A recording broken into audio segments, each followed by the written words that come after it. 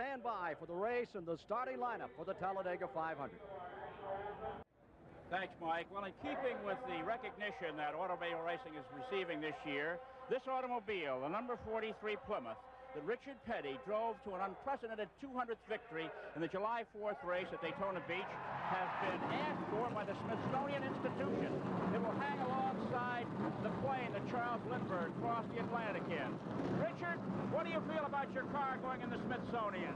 Well, I'll tell you, it's just going to be a piece of history, and from that standpoint, it's going to be a super deal for us in racing also. Good luck today. Thank you, sir. Okay, Richard Petty, a piece of history, starting up this number 43 for its last race before it goes in the repository of American history in Washington, D.C., the Smithsonian Institute. Back to you, Ken. And the man driving a piece of history, winner of 200 Grand National races in his illustrious career, going for his second win in this, the Talladega 500. 2.6-mile track, high bank, 33 degrees. On both ends, 18 degrees, just a tad higher than Daytona. Greg Sachs having a problem here. The New York driver out of the modified ranks, Greg Sachs, having problems. Foot is up on car number 51. Ken, this is a disappointing situation for a driver when he tries to fire the car and it won't go. Of course, hopefully they will be able to get him fired up and get him on out in the running. Here are the cars that did not qualify for this running of the Talladega 500. Del McCoward's car, Rick Wilson, Blackie Wengren from up in Minnesota, Tommy Gale, the Sonny King car, J.D. McDuffie had trouble here, and Rick Newsom blew an engine before qualifying. Of course, Benny Parsons had a terrible accident in turn number 4, eliminating their super speedway car, the Johnny Hayes team. Field rolling out. 188 laps. There's Sachs' car being pushed as they try to fire it, having their problems. 2 laps, and they will turn them loose today here at the Alabama International Motor Speedway, where we have seen so many upsets, so many surprises in past years. Field rolling. 1 car having trouble. We'll be back with the start of the Talladega 500 live on CBS in a moment. You are aboard Richard Petty's car number 43, starting from the 11th position in today's race. How about it on the start, Richard Petty? What do you intend to make for a maneuver to catch up with those guys in front? Well, hang on, see how everybody goes. Once we get straight away, then we'll try to do a little bit of racing. Richard, are you going to have to do a lot of drafting today? You break it up pretty bad. You're not coming through too good with me. The question is, are you going to have to do a lot of drafting today out here, Richard? Don't have to do a whole lot of drafting. My car's really not running that good, so if I'm able to keep up, it's going to be strictly in a draft. Good luck to you today, and a blessing for Richard Petty that he comes through with a safe and successful race. And now you're inside Bill Elliott's car, number 9, on the outside of the front row. This incredible team out of Georgia, family operation. Remember, his dad and his brothers with him in Victory Lane when we were last with you on CBS.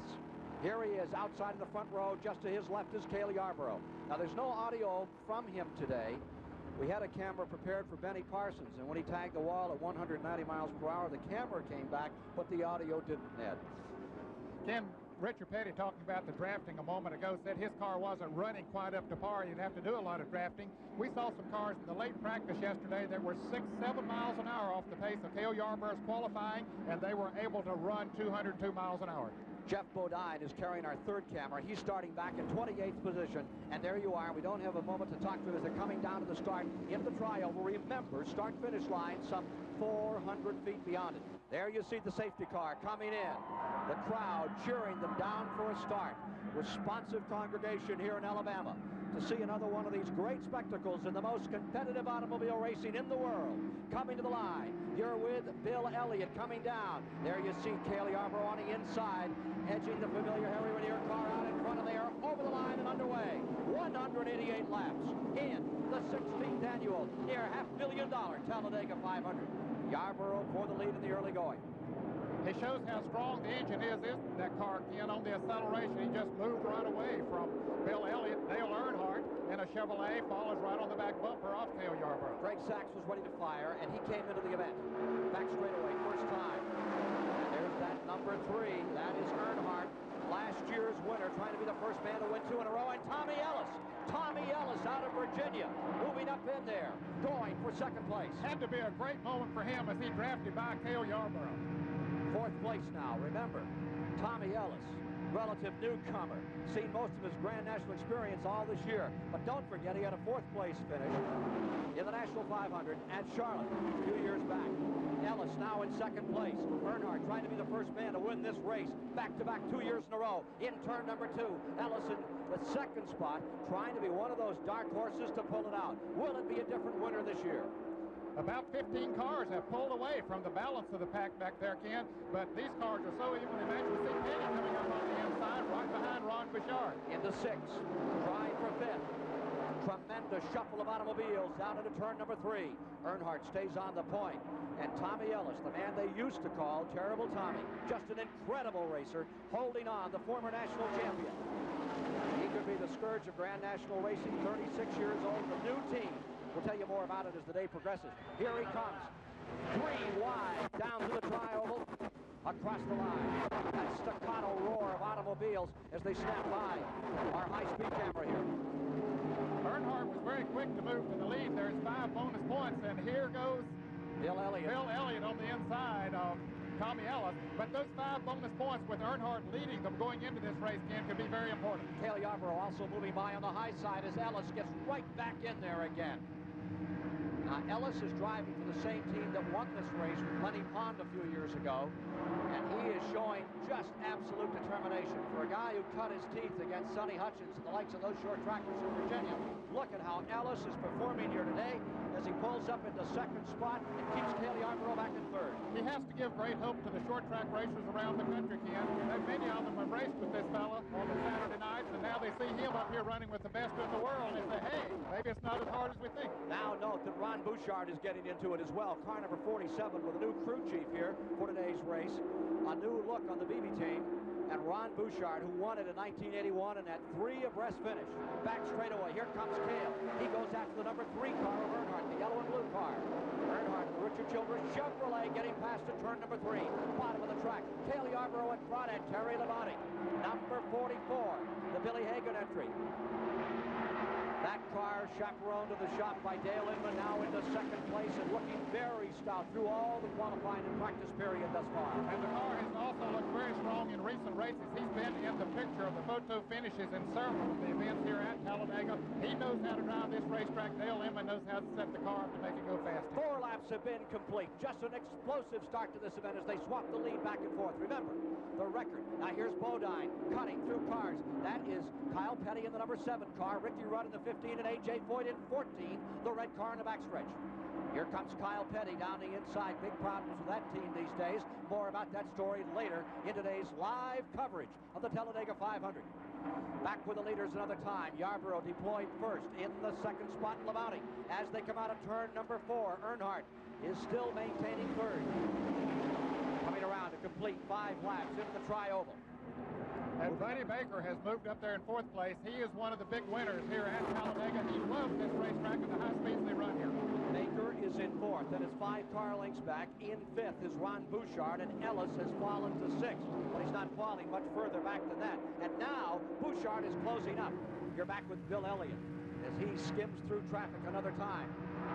Bill Elliott, who won at Riverside, California, the last race of last year, and won at Michigan this year. Here he is right behind Tommy Ellis, darting down into turn number 3, up on the 33-degree banking. Pulls about a G and a half right here. Ken, there's lots of racing room. You can see Ellis move to the inside of the track where Bill Elliott is staying high, along with Cale Yarborough in the car number 28. Look at Ellis get in there and shuffle it with these fellas. That's the car number 4 that Ellis is in on the inside. It's interesting how we see those cars just bobbling a little bit. It's almost impossible to keep the cars in a straight line when they're running in a draft. They're running against the wall of air right on each side. Now they're running at just about 200 miles an hour, and you're riding right around this track with Bill Elliott at this incredible speed, inches apart. Bodine, who started in the 28th position, is now up to 19. Bodine at number 28 is on the charge and cutting through traffic. Now you're back with Richard Petty. They're may be a windshield crack in the bottom of Richard Petty's windshield. Car number 43. Yes, it does look there is a crack there again, and that could be trouble for him later on. There's a tremendous amount of pressure on the windshield at the speeds they run here. As they come down, that might be part of the coating they put on the windshield, but it sure looked like a crack. Back in front goes car number 3. It is children, or rather the Childress car with Earnhardt aboard in that front running position. They've now completed 7 laps, working lap number 8, and the shuffle continues. You see those cars take a set and then move over 3 or 4 feet, just as if someone lifted them up and sent them over. The air turbulation will cause that. Now here's Buddy Baker going for the lead. He's a Charger. Puts his board right out front around Dale Earnhardt. Down on the inside, Baker, another previous winner of this event, goes to the lead. It's Baker out in front. Earnhardt stays in second, and the third place car is that number 44, the white and blue colors, Terry Labonte. But Bouchard is on the inside and trying to close. As they come to the tri-oval, it's Bouchard on the bottom of the track. He wants a peek at first place. He has a new crew chief on his car. Wayne Bumgarner, who was with the Nygaard team that Bobby Allison drives for, is now the crew chief on the car number 47, and we have seen the results. Just in the last 2 weeks, he has really made the car help put it up front. That's the blue car on the bottom side fighting for third right now. The man who won it in 81, and he's falling back just a bit to Labonte, and coming back is Cale Yarborough to fourth. Bouchard falling to fifth. Let's get a word from Benny Parsons for just a moment. Your opinion of these first 8-9 laps. I tell you what, the first 15 cars did break away from the back cars, but the second pack of 10 cars caught up again. We now have a 25-car draft. And as you see the Ron Bouchards and Bill Elliott's, when they try to go to the inside of the racetrack, they have lots of problems. That is not the fast way around right now. And why? Well, because as you come off the turns, the car does not accelerate. You bog the car down, or as you come up out of the turn, it takes a lot of horsepower. And up high on the racetrack, you don't use as much horsepower. Again, last year, we had a record 75 lead changes in this race. In the first 9 laps, there have already been 6 lead changes. Down they come in the front straightaway. Out in front goes Labonte in the 44. Labonte trying for that lead, and back on the outside again comes number 3, Dale Earnhardt. Earnhardt right back there in that Richard Childress car. What a job that Childress crew has done this year. He is the former driver himself, but he knows what it takes to make a fast race car. When he was driving, he didn't have the sponsorship that Buck's behind him to help him run in a first-class manner. He has that now and is proving his ability. Just fantastic racing, wouldn't you agree, Benny Parsons? It is. It's great racing. I'm impressed. I'd rather see a race like this from up here than down inside the car. It's really too nerve-wracking. Benny, sometimes we'll see a car, we see Labonte down on the inside, which, as you say, is not the place to be, because we're going to see Elliott pull right up on the outside of it in the draft of Cale Yarborough. But it looks like when we see one just zip by another one that he generated 100 horsepower. It looks easy, but it really isn't. It really is not that easy. You've got to have everything just right to go by with that surge of speed, man. Down to the inside, Bouchard knocking off 1, knocking off 2. The number 47 car getting by Elliott, pulling up again, trying to move in, and losing some ground another time as they come to the tri-oval. Down to the start-finish line. It's interesting how we saw him pull up there. He had the momentum going. He had picked up the draft of cars in front of him, but once he got up there to them, hit that wall of air, then we saw him start going backwards. He's down on the inside once again, but it's awfully tough to make a strong run from him. From Richard Petty's car, looking out the back, and right behind him comes Allison. That is Allison right there, and on the inside you see one of the Junior Johnson cars, Neil Bonnet. Last lap on the leaders was turned at 198.2. 198.2. We are now working the 12th lap. Well, A.J. Foyt's not running too well at this point. Again, he's back in 25th position, running by himself on the racetrack, an indication that his car is not handling when he gets into heavy traffic. Bill Elliott is running in 5th. Richard Petty pulls himself up into the 6th position. Let's go to Chris Economaki with the story on pit road. I'm with Glenn Wood, who's Buddy Baker's car. Glenn, some of the laps have been over 200 miles an hour. It's early in the race. Can these engines stand this for 500 miles? Well, they're geared tall enough to stand it, should be. They'll turn in the neighborhood of 75 to 7,800, and they'll be up and down a little bit, but the speed should be in the range with the gear. You're not worried about it? No. Okay, 200 miles an hour, just another day at the races. Back to you, Ken. Ken, when he said that he had a tall enough gear, that means he has a high gear ratio. Benny, approximately what do they run in these cars now? Well, the cars today will be running a 3.15 to 1 or a 3.25, which means that the engine turns 3.25 times to the rear wheel turning once. And that, in comparison to a street car, is about the same ratio? About the same as a street car, right. Some of the street cars today have 2.7s and 2.8s, but 10 years ago. First 10 laps run at a record 197.443 miles an hour. Back with more live coverage of the Talladega 500 after this word from your local station. We're back with you live here on CBS for Flag to Flag coverage of the 16th annual Talladega 500. We have 25 cars running in the lead draft. And at this moment, car number 3 is out in front. It is Dale Earnhardt trying to be the first man in history to win this race 2 years back-to-back. We are in the 16th of the 188 laps. Buddy Baker is in second. Let's get a quick report from Mike Joy. I'm with Buddy Parrott, Richard Petty's crew chief, and looking through the in-car camera, Buddy, it looks like that windshield might be cracked.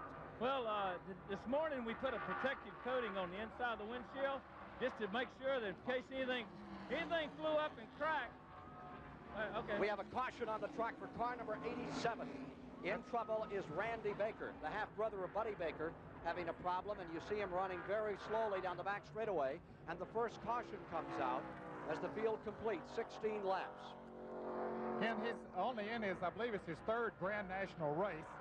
As you mentioned, he's the younger brother of Buddy Baker, the son of Hall of Fame member Buck Baker. That's the car number, 87, that Buck Baker ran. And Buck says that this fella has at least as much talent as Buddy Baker has, or perhaps even more. He's very high on this young man. Had a very good qualifying run here at over 195 miles an hour. The Buick of Randy Baker brings out the first caution flag of the day. The field now working in the 17th lap. Mike Joy giving us that report that apparently it was the coating and not a crack in the windshield on car number 43. You can see the safety car exiting pit road.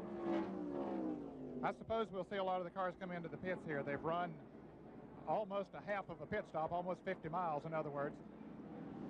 Car number 3, Earnhardt, in front in the Talladega 500, ready to make a pit stop. We'll be back with more action in a moment. Under caution with our live flag-to-flag coverage of the Talladega 500 here on CBS this afternoon. Field is under caution after a blown engine for Randy Baker. Let's take a look at replay at what we saw just a few moments ago out here on pit road. Now, Benny Parsons, that looks like a very busy supermarket on Saturday morning. Can you imagine that? And, you know, how do you get any reason out of that chaos that you're seeing there?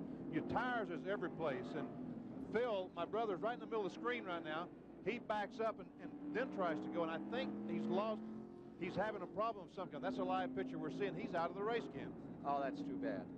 Running for Rookie of the Year, Phil Parsons, car number 66, having a problem here. He's been in a pretty good squabble with Rusty Wallace, and now Tommy Ellis is running for Rookie of the Year, really getting into it with the McClure car. They have some excellent rookies this year, probably the best crop of rookies they've had in a long time. Benny, does it look that way from the inside of the automobile when you're on pit road? Oh, it does. You get in there and somebody pulls in front of you. You can't get out, or if you're the last one to come down pit road, then you can't get in. And it seems like an eternity. It seems like an eternity. There's tires, as we noticed a moment ago on that shot, there's tires laying all in pit road, which is, you got to dodge. It's like going to the supermarket and the light poles, you got to dodge to get in and out. And the carts. And the carts, right. 19 laps complete this time by 50.5 miles have been completed in our 500-mile test today on the NASCAR Grand National Tour. Joe Ruttman had a problem in the pits again. He had the hood up on his car number 98. He had charged up towards the front and was in that lead pack of cars, but he now has gone a lap down, and Phil Parsons, as we see his car being pushed into the garage area, Mike Joy was there. That car has lost its drive shaft, Ned, and the rear end, they may have a problem there as well. They're going to fix it and get Phil back in the race for rookie points. Let's see if we can get a word with Jeff Bodine here. Jeff Bodine, you came from 28 up to 11. Looks like that car is really hitched up today, Jeff. It is, Ken. It's handling real good. We got up on the outside groove and seemed to come to the front pretty fast. We can maintain that all day. We'll be in good shape here. I want to say hi to my boys, Matt and Barry. They're back home. They want to be race car drivers someday. Now they can look and see what their father has to go through every week. Jeff, this is Ned Jarrett. That fellow right in front of you, Kyle Petty, was coming up through the field with you. Yeah, Kyle was running good. Neil Bonner, Tim Richmond and Joe Ruppin, we're all running good. We get work together here and just kind of, you got to pick off these guys in front of you one at a time. It's hard to take a bunch at a time. Just take one at a time. If we can do that, we should be able to get to the front here in this next period. Good luck to you, Jeff. Now we're going to the pit area. Here's Chris Economaki. All kinds of excitement down here. Trouble with the cars, and one of Joe Ruttman's pitmen splashed some fluid in his face. He's getting his eyes washed out. Ruttman's car broke a distributor. We've had windshields cracking, drive shafts going bad, distributors breaking, and the race is only 50 miles old. It's going to be one of those days, I think. Back to you, Ken. Ken, on the drive shaft situation, Benny, it's on a track like this with the high gearing. Sometimes it's awfully easy when you let that jack down, maybe to accelerate too quick, which can get a transmission, an axle, or a drive shaft. Well, it is, and the clutch that we use on these race cars today is a very small unit, and it has a metallic disc, and it is so responsive that it's either in or out, and they will not take, when you let the clutch out here, the clutch engages so fast it will just pop a drive shaft out. 4 cars have retired from the event. Grant Adcox is out. Ronnie Thomas from Virginia has retired. Randy Baker, as you just saw. Phil Parsons they have out, but we believe he's going to try to make an effort to get back in the event. 40 cars starting the event this afternoon, and 20 laps will be complete when they come by this time. They are now estimating attendance at some 94,000 for this race. The leader is that car number 17 that's now pitting, and that is Clark Dwyer, the 20-year-old driver from Colorado Springs, Colorado, in the Roger Hamby car. But now he comes into the pits, and let's go to the pits with Mike Joy. I'm with Dick Hutcherson, co-crew chief for A.J. Foyt. A.J.'s been running along in the middle of the pack. Is he just feeling things out, or is the car okay? Well, we're just letting the cars get strung out a little bit. He said everything feels perfect, and we had a good pit stop then. We'll see if we can't stay up there now. When you're running a series against fellows who drive this circuit 30 times a year, is it tough to come in and just run 4 or 5 races and keep up on all the innovations? You're right. When you come down here and run NASCAR, you better bring your lunch because it's an all-day job to beat these guys. Good luck today. AJ. Back upstairs. There is A.J. Foyt getting set for the start. Car number 14. That fellow that Dick Hutcherson that Mike Joy was talking to was a pretty fair show for himself, Ken. He came from Iowa. You fenders with him a few times. Oh, boy, many times. In fact, I believe he's the best dirt track racer that I ever ran against in stock cars. Dick Hutcherson. Now, car number 4, originally out of Keokuk, wasn't he? Wasn't he Yes, another he one was. of those Keokuk stars? I think that the state of Iowa has more racetracks than any other state in the union, and they're all dirt. So they got some good experience there. 20 laps are now complete, 53 2/10 of a mile. 13 lead changes in 20 laps among 7 drivers have been recorded thus far in our CBS live flag-to-flag coverage of the 16th annual Talladega 500. Now, as we line up, Bobby Allison is on the point. Neil Bonnet is in second. Dale Earnhardt is in third. Richard Petty is in fourth. All 4 previous winners of this event. There's Terry Labonte lying 5th. Lap cars down on the inside as we get ready. Sterling Marlin's number 95, bottom of the track, and with him comes Joe Ruttman, a lap down. How does that work on a restart, Benny Parsons? With those lap cars down, it really gives you a chance to tighten up and go for it. Well, it gives you a chance to get that lap back. Like Joe Ruttman, his car is as good as any car here, but yet he had a distributor problem. He's now a lap down. Under the rules, he's able to pull down on the inside and race with the leaders, and if possible, get in front of the leaders to get the caution flag, and therefore he can make up a lap. Watching the restart from Richard Petty in 4th place. 6 is Cale. 7th right now is the Melling car, Bill Elliott. Going 8th on the restart is Buddy Baker. In the 9th position is Mike Alexander. Greg Sachs is in 10th as they come back to the line. Running 11th is Tim Richmond. 12th is Bouchard. In the 13th position is Kyle Petty. And in 14th is that car number 5 of Jeff Bodine. And they're immediately going to work and getting around Sterling Marlin is Joe Ruttman. He wants that lap back. He's had a lot of misfortune this year. And a very good race driver. Richard Petty tagging right along with him as they hit the back straightaway. You are with Richard Petty going for his 201st victory here today at the world's fastest racing oval. They're the leaders. As they swap them around up in front, it is now Bonnet to lead, and dropping into that second spot comes the Dale Earnhardt team. Boy, look at that car settle as it goes over some of the rough part of the track. Earnhardt's car looks very strong in the early going here. Of course, he qualified in the third position, and to me, Ben, it looks the strongest that I've seen it on a super speedway, even though he ran second in the Daytona 500 this year. Allison back on the inside. He is more competitive today than he has been, Ed, you're right. Allison back on the inside, number 22, right back in there, thrusting that car by 3 machines as they come out of turn number 2. Bobby Allison knocks on the door another time. And the fans here are just loving it because Bobby Allison and Neil Bonnet, the 2 cars that's side by side with Neil Bonnet, are only 50 miles from here, Hueytown, Alabama, and they got a lot of fans here today, kid. Alabama gang going for it, and here comes Elliott mixing it up now. He's right up there, inches away from Bobby Allison's car at over 195 miles an hour as they just sashay a little off turn number 4. Absolutely amazing at how close they can run together. When President Reagan was at Firecracker 400 a few weeks ago, he was awed by the fact that they could run that close together at speeds of upwards of 200 miles an hour. All right, the Talladega Freak, the Talladega Express, wheels down out of the tri-oval. Just an incredibly fantastic competitive race here this afternoon on CBS. From the Alabama International Motor Speedway, Bill Elliott goes back on the inside, and Allison tries to work high on the back straightaway. There you see Petty lying fourth, actually lying third because 98 is a lap car. And now Ruttman has worked his way up there right behind Dale Earnhardt, so he's in position if another caution should come out to get back in the lead lane. They really rocket off turn number 4, and you can see those cars just taking that set, getting bounced around as they come through there in this tremendous draft. Benny Parsons, you get actually lifted out there. It looks like those cars are floating. They do. The car just, they don't really float, but they move around. There is so much air currents caused by the other cars, it just simply moves you around. There's nothing you can do. And you know, the thing that I want to impress upon these fans watching today, Ken, is these cars are literally, they are actually running 200 miles an hour, bumper to bumper and side by side. 3,700-pound cars. There goes Cale on the outside. He is strong also. No surprise, though, at 202 miles an hour qualifying. Moves right up on the outside of Joe Ruttman, and Petty coming right with him, too. In the draft, Bobby Allison right behind Petty. Darrell Waltrip back 28th on the restart. And he's trying to move his. We'll look at Yarborough just explode out from behind, drops to the bottom of the track, and in the tri-oval, it is Cale Yarborough, who has never won this race. He's won 81 Grand National races, but never this one.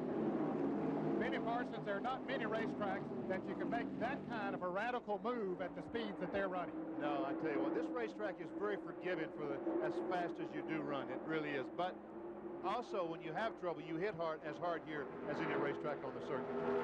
Benny Parsons can attest to that, crashing at some 190 miles per hour. But what a testimony the way those cars are going, because you just destroyed that car number 55. I really did, Ken. And, you know, once the smoke settled and the car stopped, I crawled out of the car and walked away from it. And that is a testimony to Cliff champion Leo Jackson, my crew. But you spent the night in the hospital. How do you feel today? I feel fine. I really didn't feel that well, and I thought it was just my own benefit. I should spend the night so they could closely observe what was going on. That's why Benny Parsons is with us and not starting ninth and not in the thick of this fray. Ronnie Thomas has come back on the track. Had an oil leak, lap number 7. He's come back out here fighting for points. Cale is first. Earnhardt is second. Richard Petty comes up on the outside for third. Petty is back into it. Here comes Allison. And down to the inside. Look at Earnhardt struggling to go back by Cale Yarborough. And it will be Earnhardt in the first place in turn 3. Petty had a notion to go with him, then decided that he'd pull up on Cale and follow him, but Earnhardt was the fast one at that point. Front 3, front 4, 5, 6. Make it a dozen, make it 2 dozen. All together, down into the tri-oval another time. Here's Richard Petty taking a look at Cale Yarborough on the high side this time. Underneath the starter stand, and on the inside, here comes Baker. Baker is strong. And as we mentioned earlier, and he touches Cale Yarborough. They both keep control. How do you do? Baker right there. Cale is not the man to touch. Look at Baker's car, how squirrely it is as he gets down the mixed up air down on the inside. When we say squirrely, of course, that's the car is moving back and forth. Better than 200 miles an hour into turn number 3. They are side by side. You are inside Richard Petty's car. Here's a move by Elliott. It's said that the Ford cars are very good for drafting because of the design of it. Benny, you've had experience with both kinds of cars drafting at these high speeds. I haven't driven one of the new Thunderbirds that we're seeing out here today, Ned, but just looking at the car and understanding aerodynamics, it looks like that it would be one of the better cars. Petty moves in, looking like he's on a busy interstate, the Long Island Expressway, just dodging between cars at 40, 45 miles an hour, except this is 200 miles an hour at the world's fastest oval, and there is the battle for the lead, all of it. You know, Ken, people would say there's no way these cars are running 200 miles an hour, but they are, especially prepared automobiles. They're not stock cars, they're not Chevrolets and Fords and Chryslers that you can go buy. They're worked on and spent many, many hours developing these cars for this speed we're seeing today. And many, many thousands of dollars. And many dollars. 29 laps will be complete this time. Often the scene in the early going are big express trains like this at Talladega. That's Bobby Allison's crew chief, Gary Nelson, keeping his eye on what Allison's doing. Of course, he's right in the thick of that battle. Earnhardt stays first. The number 28 car, Cale Yarborough, maintaining second. The rest of the field tagging along. Richard Petty into third, and here's Elliott. Elliott back into it with Terry Labonte on the inside of the 44 car, the blue car. Now with Labonte coming up on the inside, Ken Baker's had a problem down on the inside by himself, but now maybe he can hook up with Labonte and be able to move on up as two working together. Two cars on the inside, will that stabilize the front car, Benny Parsons? It will help the front car somewhat, but it is not as good as the cars on the outside, Ken. 30 laps, 80 miles, 79.8 miles complete, this time by. In the 16th annual live coverage of the Talladega 500 to the stripe, Earnhardt perseveres in first place, right there in second. And now you're back another time with Bill Elliott in that Ford Thunderbird. Look at the chewing gum along there. You can tell this is a big, long race. I think he has at least 5 chews for this one, Ned. He figures one for every 100 miles, I guess. You can see his right foot as he goes up and down on the gas. He can't run full throttle, Benny Parsons, around even though they're running 200 miles an hour. Well, that's right. Not with the cars in front of him, because the draft is so important, and it helps that car so much that he's able to literally back off the accelerator and still run 200 miles an hour. Richard Petty going for it. Richard Petty pulling up for the lead. 22 cars in the lead pack. Richard Petty is trying to take that first spot. They are side by side coming through the fourth turn, down into the tri-oval. Petty bottom side, Dale Earnhardt high, Cale Yarborough right behind, followed by Bobby Allison in fourth. Back in front goes Earnhardt. It would take an awfully strong engine to be able to pass down on the inside. Richard's going to wish he hadn't done that before this is over, I'll tell you. 1 through 22. 22 cars are 2 seconds apart. 22 cars, 6 seconds apart. Or rather, 2 seconds, 2.06 to be exact. Running very close. Now, you see, Petty has had to fall back in line. And then you said he's going to wish that he hadn't have done that. He's back in fifth instead of battling for the lead. What happened when he went Well, he gets on the bottom side of the racetrack, and there just isn't, you just don't have enough power to get up off those turns on the bottom of the racetrack, particularly when you've got that string of cars that are drafted on the outside and leave you there by yourself. You've got to have someone to draft with if you're going to do that. He may be able to do this in 10 laps or 15 laps when the tires are hot and the cars can't handle. Maybe he can run down it. But right now they've got fresh tires. Everybody's handling well. Further back in the field, in that 9th position is Kyle Petty. In 10th is Tim Richmond. Running 11th is Lake Speed. In the 12th position right now, there stands Neil Bonnet. And going 13th is Tommy Ellis. In the 14th position is Ricky Rudd. And running 15th, back up to 15th, comes Darrell Waltrip, who's making a great charge. Average speed through 30 laps, 159.6 miles per hour. That is not a record. Here's a word from Mike Joy. I'm in the pits of the lead car, Dale Earnhardt. Each team keeps its own score chart of the individual laps as they come. Got a crash at turn number 4, and that is the car number 2 that's being driven by Elliott Forbes Robinson today. Elliott Forbes Robinson has socked the wall at turn number 4. He has lost an engine, Ken. I would say, you see the smoke coming out of the exhaust pipes? That means that's water that's gotten in the exhaust pipes, and they're so hot that we're seeing steam come out of there. And when the engine lets go, water, oil gets under those rear wheels, you don't have much control. That's exactly what happened to me the other day, and Friday when I crashed was I blew an engine, which caused the problem. Former Trans Am champion Elliott Forbes Robinson has brought out the second caution of the afternoon. In the 32nd lap is when the crash took place. Field now working in lap number 33. Caution flag in the hand of Harold Kinder, and let's see if we can discern anything from what happened up there in turn number 4 with this replay. He's already in the slide. Apparently the engine let go as he started into turn 3. The oil got under the wheels and just sent him spinning around and around, and now he comes down off of the high banking, going backwards, of course. See the front end of the car bashed in as he got into the wall very hard. The Robert Harrington, car number 2, formerly one of the Jim Stacy stable cars. Elliott Forbes Robinson taking a savage beating in the 4th turn here at the Alabama International Motor Speedway. Here is a report from Mike Joy. Dale Earnhardt is on pit road. Richard Childress, Kurt Shelberdine of the team have gotten a real good pit service this year, and it's helped Earnhardt to the point standing championship.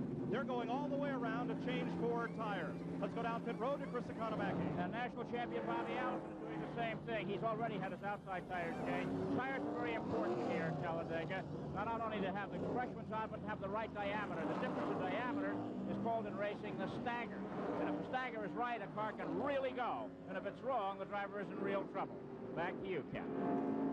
It's pit road, and the action is for the moment. Waiting for a report on Elliott Forbes. Richard Petty is coming to a halt down at the exit of pit road, number 43. There you see it. You're in the car now. And he's turning things off, and he may have cooked something on number 43. There is smoke coming out from underneath the car, Ned, so I think something has happened to the engine, looks like. It really is, and he was right up there in the thick of the battle. No indication when he was running under the green that he had problems, but here, after making a pit stop, just heading back out. Something wrong with Richard Petty's Pontiac, and you can see Richard now reaching down to unbuckle his safety equipment, now taking the window screen loose, so apparently that's going to be all. Push it back up there, yeah. Richard Petty, can we get a word with you? We're going to try to get a word from him in just a moment here.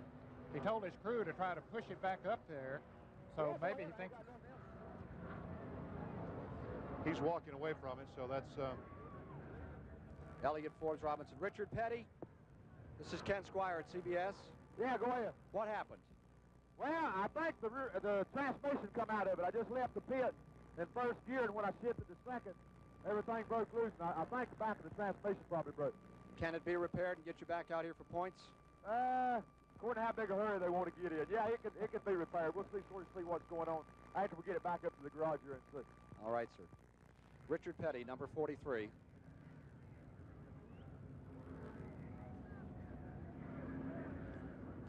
See if we can see. This is when he was coming out. And as he came out, going down pit road here, and he said as he something shifted broke the gears, right there. Yeah, and you can see that smoke. Yeah, and apparently it did burst the transmission or something. If it had been a drive shaft, we wouldn't see the grease and the oil come out of it. That's correct. Car number 43, sapped of strength for just a moment. They're going to do some repair work and try to get Richard Petty back in this event. And this car, which is making its last appearance before it becomes a museum piece. Richard was kidding about that. He said they ought to put me in there with it. Averaging more than one official lead change every 2 laps thus far in the running of the Talladega 500. Live today on CBS Sports. 36 laps, 95 miles have been completed as you see the remains of car number 2, the Elliott Forbes Robinson car from which he walked away, being brought into the garage area, and Richard Petty's car. Wrong way Richard coming up pit road here as they hustle it back, trying to get that car in for additional work. Now 2 cars have broken drivetrains today, and we'll ask you then, Ed Jarrett or Benny Parsons. Here at Alabama, that's pretty critical, getting off pit road as much as the activity on the racetrack.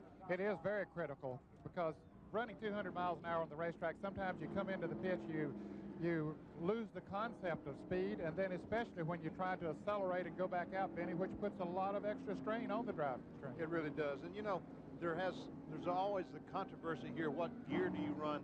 A open rear end like they use in street cars, or a locked rear end that both wheels pull? And a locked rear end is better for leaving the pits because you have both rear tires pulling, but it's worse on the transmission and drive shaft because as you let the clutch out, you have all that power going and you don't have any tire slippage. And when the tire's spinning, that simply is saving the clutch and the transmission. Richard Petty's car being pushed back. They're going to try and get some work done on that car in the drivetrain and get him back into action. 37 laps have now been completed, and as they are lining up for this restart taking place when they come by this time, We'll have car number 75, Dave Marcus, in the lead. Let's go to Mike Joy. When the caution came out, Ken, we were talking to Richard Childress. He's the crew chief on what was the lead car at the time, Dale Earnhardt. A lot goes on here on pit road between pit stops. They chart every lap of the race, and you can see the lap times below 48 seconds. The first 7 laps of this race run at over 200 miles an hour. And when Earnhardt went back to the lead on lap 24, that was also a 200-plus mile-an-hour lap. Another crewman keeps track of gas mileage. Another measures tire circumference as they have to adjust air pressure to keep that stagger that's so important in the right perspective that Chris Economaki talked about. Richard Childress, are you surprised that this race is so fast that we've had 9 laps of this race over 200 miles an hour? Well, not really. With the weather conditions today, we anticipated running over 200, and we made a couple of changes this morning for the weather. You're the point standing leaders, but you guys really need a win. Yeah, we need a win. We'll hope it'll come today, or if not, our time's coming. It's really competitive this year. Well, they're up front and in position to do so. Back to you, Ken. All right, 7 restart. Here's how they line up as they come down on the start. It'll be Dave Marcus out in front, the Raymock team, number 75 for first. In the second now is Neil Bonnet. Running third on the restart will be the car number 9, Bill Elliott. And moving up to fourth is Harry Gant, who won at Pocono, Pennsylvania in a 500-mile there just last Sunday. As Phil Parsons is back in the action now, Ken, even though several laps down. Ron Bouchard is in fifth, and on the start, Bouchard started to slip back a little, then picks it back up and goes after them. The leader for the moment, Dave Marcus, who started from the pole and won this race, this Talladega 500. Right on his back bumper is Neil Bonnet, who drove this car number 75 last year for Bob Rahilly and Butch Mock, who owned the Raymock team. So he knows what he's got to pass. He won several races in that car in 1983. Now there's Bonnet right there in that second spot, and they get just a little bit of breathing room, but the freight train is about to overhaul them. There's Elliott back in third. 39 laps completed, 188 this time by. Marcus out in front. Native of Wisconsin, staying in first, an Alabama driver in second. And here comes Elliott, the Georgia driver in the Ford Thunderbird, goes down to the bottom of the track, and look how easy that car moves through, Ned. He wasted no time whatsoever. He just caught Bonnet, moved right on the inside, and blew right around it. Wouldn't surprise me to see him move around Marcus going into turn 3. Let's see if he does. He pulls out to make the pass. Here he goes. Here's Elliott going for the lead another time, and Marcus relegated to second position. Back in the 6th position there is Jody Ridley. Jody Ridley, the Cumberland car, beginning to show some strength out here. Good racer, former Rookie of the Year when he drove for Junie Donlevy, the number 84. High side of your screen trying to make a move, the 84 car, and Baker gets underneath him. Baker wastes no time in getting back up towards the front. His car looks awfully strong here today, too. Lots of rumors that this is Baker's last year with the Wood brothers. There was a meeting going on this morning with Kyle Petty and the Wood brothers. There have been rumors that he might go to that car next year.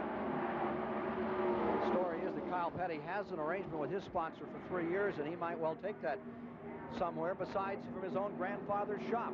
The rumors here this week have been awfully strong that Kyle might leave the Petty Enterprises. Of course, Richard Petty left Petty Enterprises last winter and drives for the Mike Curb Racing Associates. And if Kyle did leave, don't know what might happen to that. Elliott now is second place here, Ned. Benny Parsons. Buddy Baker is driving like a man possessed out there. I think that he's heard all these rumors, and I think he's trying to get himself in position for next year right now, Ned. He's listening to that, Jared. Here's Elliott now up, taking a shot for the lead. Neil Bonnet on the inside, being pushed by Buddy Baker, but now Baker decides, well, maybe I ought to move up here behind Bill Elliott. He seems to be the strongest at this point and get some help from his Ford buddy. Elliott was the 10th difference leader in the event. Well, then he says, we'll just make it 3 deep going into turn. Bonnet and Elliott. It's Baker. Look at Baker come through, and Bouchard. Now there's the move that gave Bouchard the win here in 1981. Blue top, red bottom on car number 47, that car that just glided down across the track right to the bottom and picked up a couple of spots. So Baker's now first, and Ron Bouchard is in second, the Fitchburg, Massachusetts ace, who cut his teeth in modified racing in the New England area. Now back into second place, and he has an excellent brother coming along. Kenny Bouchard is looking stronger every year. He runs very strong in the modified circuit up in the Northeast, where Ronnie Bouchard got most of his experience. Hello, here he comes again. Dale Earnhardt trying to be the first man in history. Ooh, just slides in there. And look at Bouchard have to work number 47 as he almost overrode car number 3, taking that spot. How about that, Benny Parsons? I tell you what, that 3 car, Dale Earnhardt, is extremely strong today. He is as strong as I've seen him all year, because He was third in line then going down the back straightaway, pulled out and almost passed the front 2 cars. And at Talladega, that's very difficult to do. Takes some horsepower to do it, and also the car's got a handle when you get in the turns. Now you see Elliott has already been pushed back to the 5th position. There's Jeff Bodine right in there behind Bobby Allison. And on the inside is the Terry Labonte car. Phil Parsons, number 66, back on the track and scrambling. At 40 laps, the average speed 147.153 miles per hour. And we have completed 43 laps to date. 114 miles are down. Here's Bodine underneath Bobby Allison. Coming up on late speed in car number 1 on the outside. Now Bodine got some help from Tim Richmond, who we see up in front in the red car down on the inside of the track. But now Allison gets the momentum coming up behind leg speed. Draft plays such an important role in making your passes here. Swapping positions. Officially, they only count lead changes at the start-finish line. You can see there's wholesale changes of positions going on. Kyle Petty is in.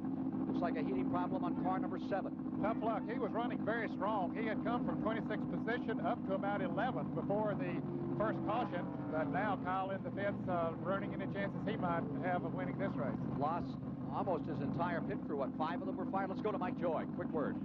Ken, they're just flooding that car with water. It is indeed overheating. They're not sure of the reason, but anything they can cool off, they're going to and try to get it back in the race for points. The leaders go by, and Kyle will go a lap down.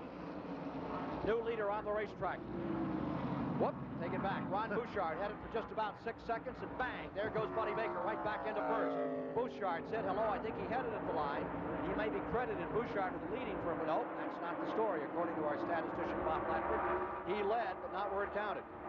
Baker back in first, Earnhardt into second, Bouchard to third, Cale Yarborough, the 28th car on the outside in fourth, then Bill Elliott in fifth. Here's Chris Economaki. We spoke about stagger a little bit ago. That's the difference in circumference from the inside wheel to the outside wheel, and that dimension was always measured with a tape measure. It cost $3 or $4, but now a tool has been made to measure. It's a $150 Stagger Master, and they just put it on here like this and move it up, and they get the reading.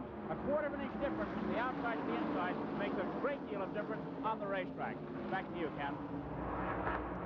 Leaders now down into turn number 1. Baker first, and Earnhardt on the outside, getting caught up as they go into the back straightaway. Another time, Bouchard is there.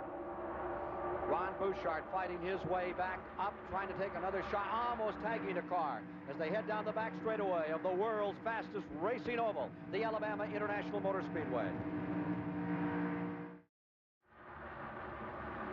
Working down toward the 50th lap of the Talladega 500, 16th annual. Last lap at an average speed of 200.3 miles per hour. And the man on the point is this man, number 21, Buddy Baker, with Cale Yarborough currently in the second position. We've completed 50 laps as they come by this time. 133 miles have been completed on this 2.6-mile track. Next motorsports event on CBS. August 11th, the International Race of Champions final round from the Michigan International Speedway. Here's Cale going into second. That's Saturday, August 11th, live flag-to-flag coverage with 3 onboard cameras. Benny Parsons, how about that one? Well, I tell you, I think everybody has been kind of feeling each other out as we've been going along through the first 3 races. But they're going to pay the money after August 11th.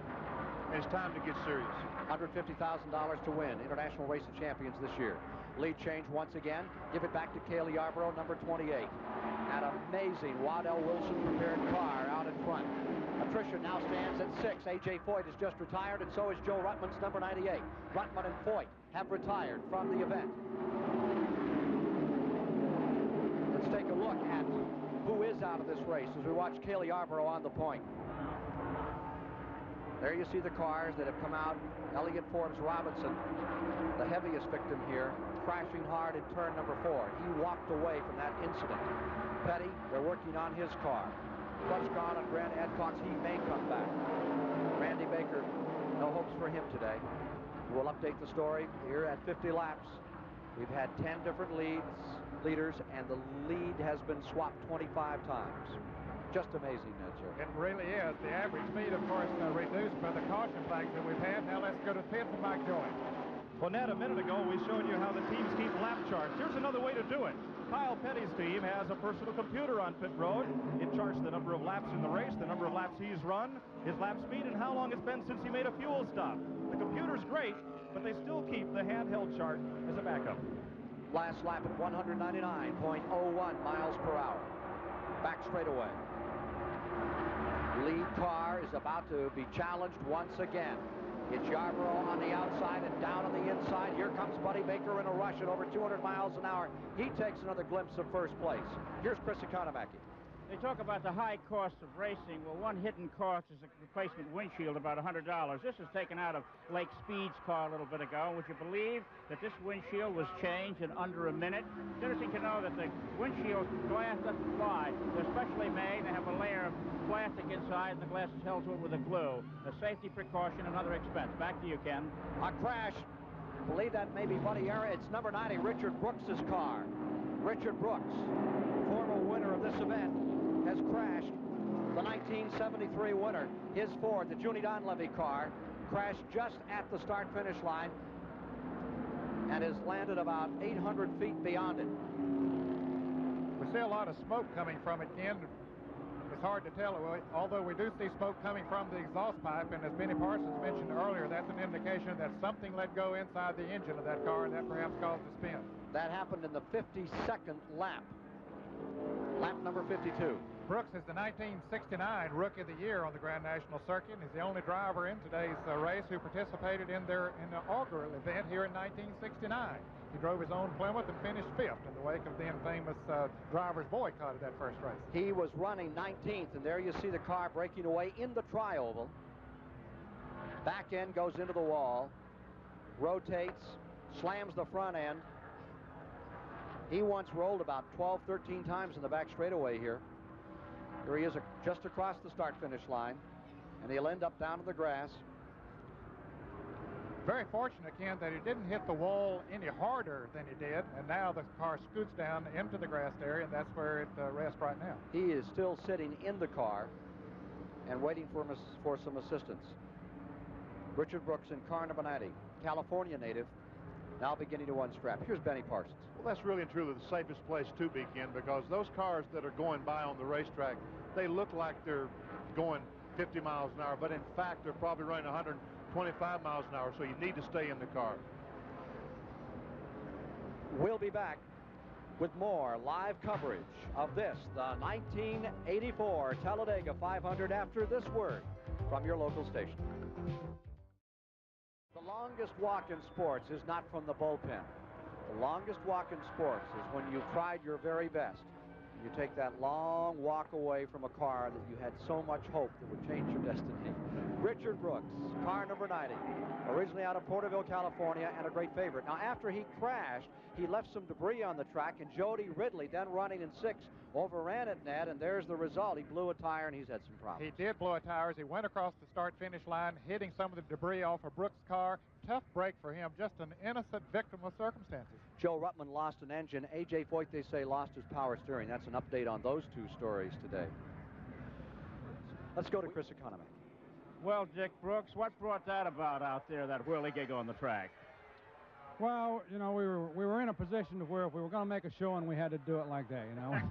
No, seriously. We lost something in the engine, I don't know, and I was doing pretty good with it, and I pushed the clutch in, and then it just slid out from under me, and it had to be something in the bottom end because it was a lot of oil, so. But I'd forgotten how far those things slide, man.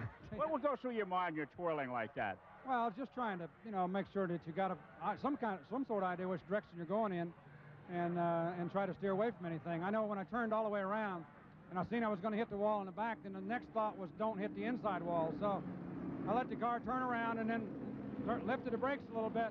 When it got going straight, I pushed it back down, and it stayed straight. Then it didn't hit anything else. So sometimes it's a lot of luck, but it worked that time. You look okay? Any sore spots? No, I didn't. I barely hit. It just, you know, we were lucky. The Lord was with us, I guess. Okay, better luck to you next time. But now up pit road to Mike Joy. Well, Joe Ruttman, Randy Baker, Dick Brooks, and this fella are in the garage area. Richard, any chance of getting this car back in the race? Well, we're trying to. They had to change transmission. We busted a tail shaft right after we made a pit stop, and as I went out and changed gears, the rest of the tail shaft on the thing, all the grease runs out and it starts vibrating. So they think they can get it back in. In fact, they're almost ready to get it back in. Now we've got to determine if we're so far behind, we might be better not to wear the car out and take chances on, getting in more trouble. Well, even though you're not in the running for the win, there's such a big pot of gold at the end of the season, you've got to get out there and run for points if you can. I think that's one thing they're looking at, as far as the point standing at the end of the season, 1 or 2 positions can mean, a bunch of bucks. So, even though you don't make it here, you might can make it at the end of the year. Richard Petty trying to get back in the race. Elsewhere in the garage area, A.J. Foyt is out of the event, and this is Elliott Forbes Robinson's car, or rather, what's left of it. If you'd taken that wrap in your passenger car, that front bumper would probably be up somewhere around the windshield. Now, they're not trying to get this car back in the race, but they'll try to get it ready to race at Atlanta in November. Back upstairs. 58 laps have been completed, 154 miles. 26 cars are still in the lead lap of the 1984 Talladega 500. Live today on CBS. Ready for a restart. In our live coverage of the Talladega 500 on this Sunday afternoon at the end of July, and right now Bobby Allison is in command. From Colorado Springs, Colorado, a 20-year-old driver, Clark Dwyer, is second. Terry Labonte runs in third. Cale Yarborough is fourth. Neil Bonnet is up to fifth. The safety car comes in. When they come by, they will have completed 60 laps. 159.5 miles down to the stripe. Green is coming out. 25 cars in the lead lap. Allison breaking away up in front. Labonte second. Cale Yarborough right there. He's moving into it. And also up there, just in sixth position, is car number 3, Dale Earnhardt. Which has been so strong. Allison got a good jump on the restart, Ken, but that lead won't last too long. Once they pick his draft up, they'll be right back on him, as we see now as they head down the backstretch. 3 cautions to date, and Cale Yarborough closing rapidly on Bobby Allison, the car number 22, putting a lap on Phil Parsons as they go down into 3. And here comes Cale, making short work of closing up on the leader. Cale Yarborough surveys the prospects for first spot as they come through turn number 4. Ducks back in, 44 Labonte right there, top 3. Just incredible racing. And these fans agree. Oh, they really are loving it here today. They've been up and down. They're going to be worn out at the end of the race. Side by side for the lead, Labonte tucks in. Bonnet lies fourth. The maroon and white car, number 12, the Warner Hodgson car right there in fourth. And there you see, and further back, here comes that 47 down to the bottom. That is Ron Bouchard, the fellow that won in '81. And from inside, Bill Elliott's car, you're watching Bouchard working against the 7 car, which, as you saw, had problems earlier, was in the pits. Kyle Petty still making a go of it. Lead change. They work around. It's not in the lead. That's just back a spot or 2. That is the lead. They pulled over the 2 cars. Yes, Bonnet is beginning to flex his muscles. He's been in it, right in the thick of the battle here, but not really up there for the lead that much. But right now he's there, but here comes Earnhardt. Boy, he has fought for the lead all afternoon. Allison back there in third. Cale Yarborough falling back. Bouchard pulls up, rather Ricky Rudd pulls up. He's into fourth. Here's Richard Petty getting back in car number 43. Last time out for that number 43.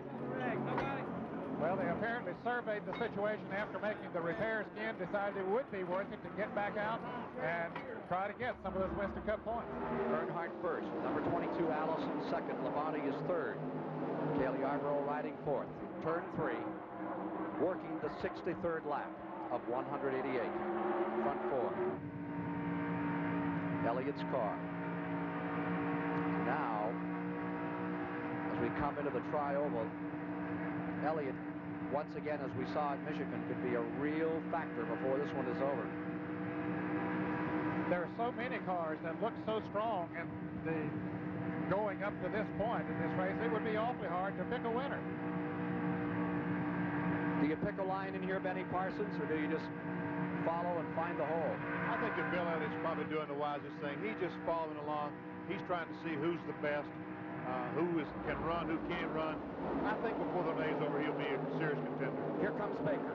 The number 21 car drops to the inside. There's Allison, your leader. There's Baker in the middle of the track, and Cale gets pressed really high. And remember that 21 has not been as stable as some other cars out there, Ned. They have bumped together several times, and they're very close friends. And when they're off the racetrack, but boy, they aren't showing out there today. They're going at it. A true test of friendship. Yes.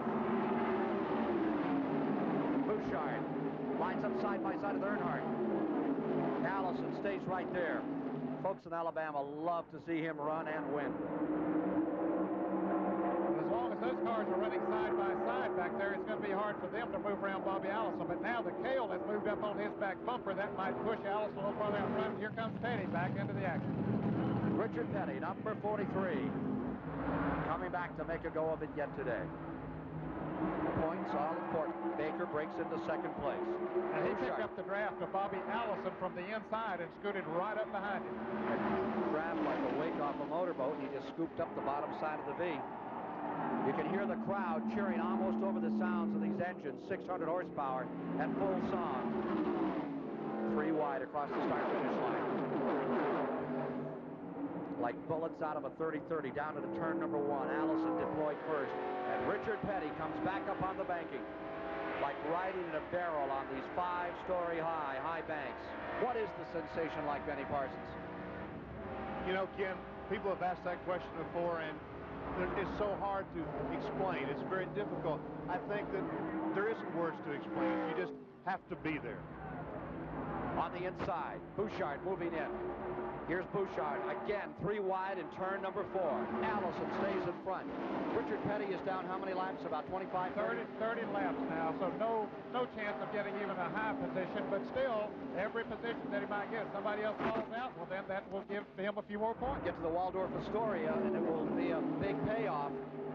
And that's the kind of traffic we see in New York when they go to Waldorf Astoria for the banquet in December.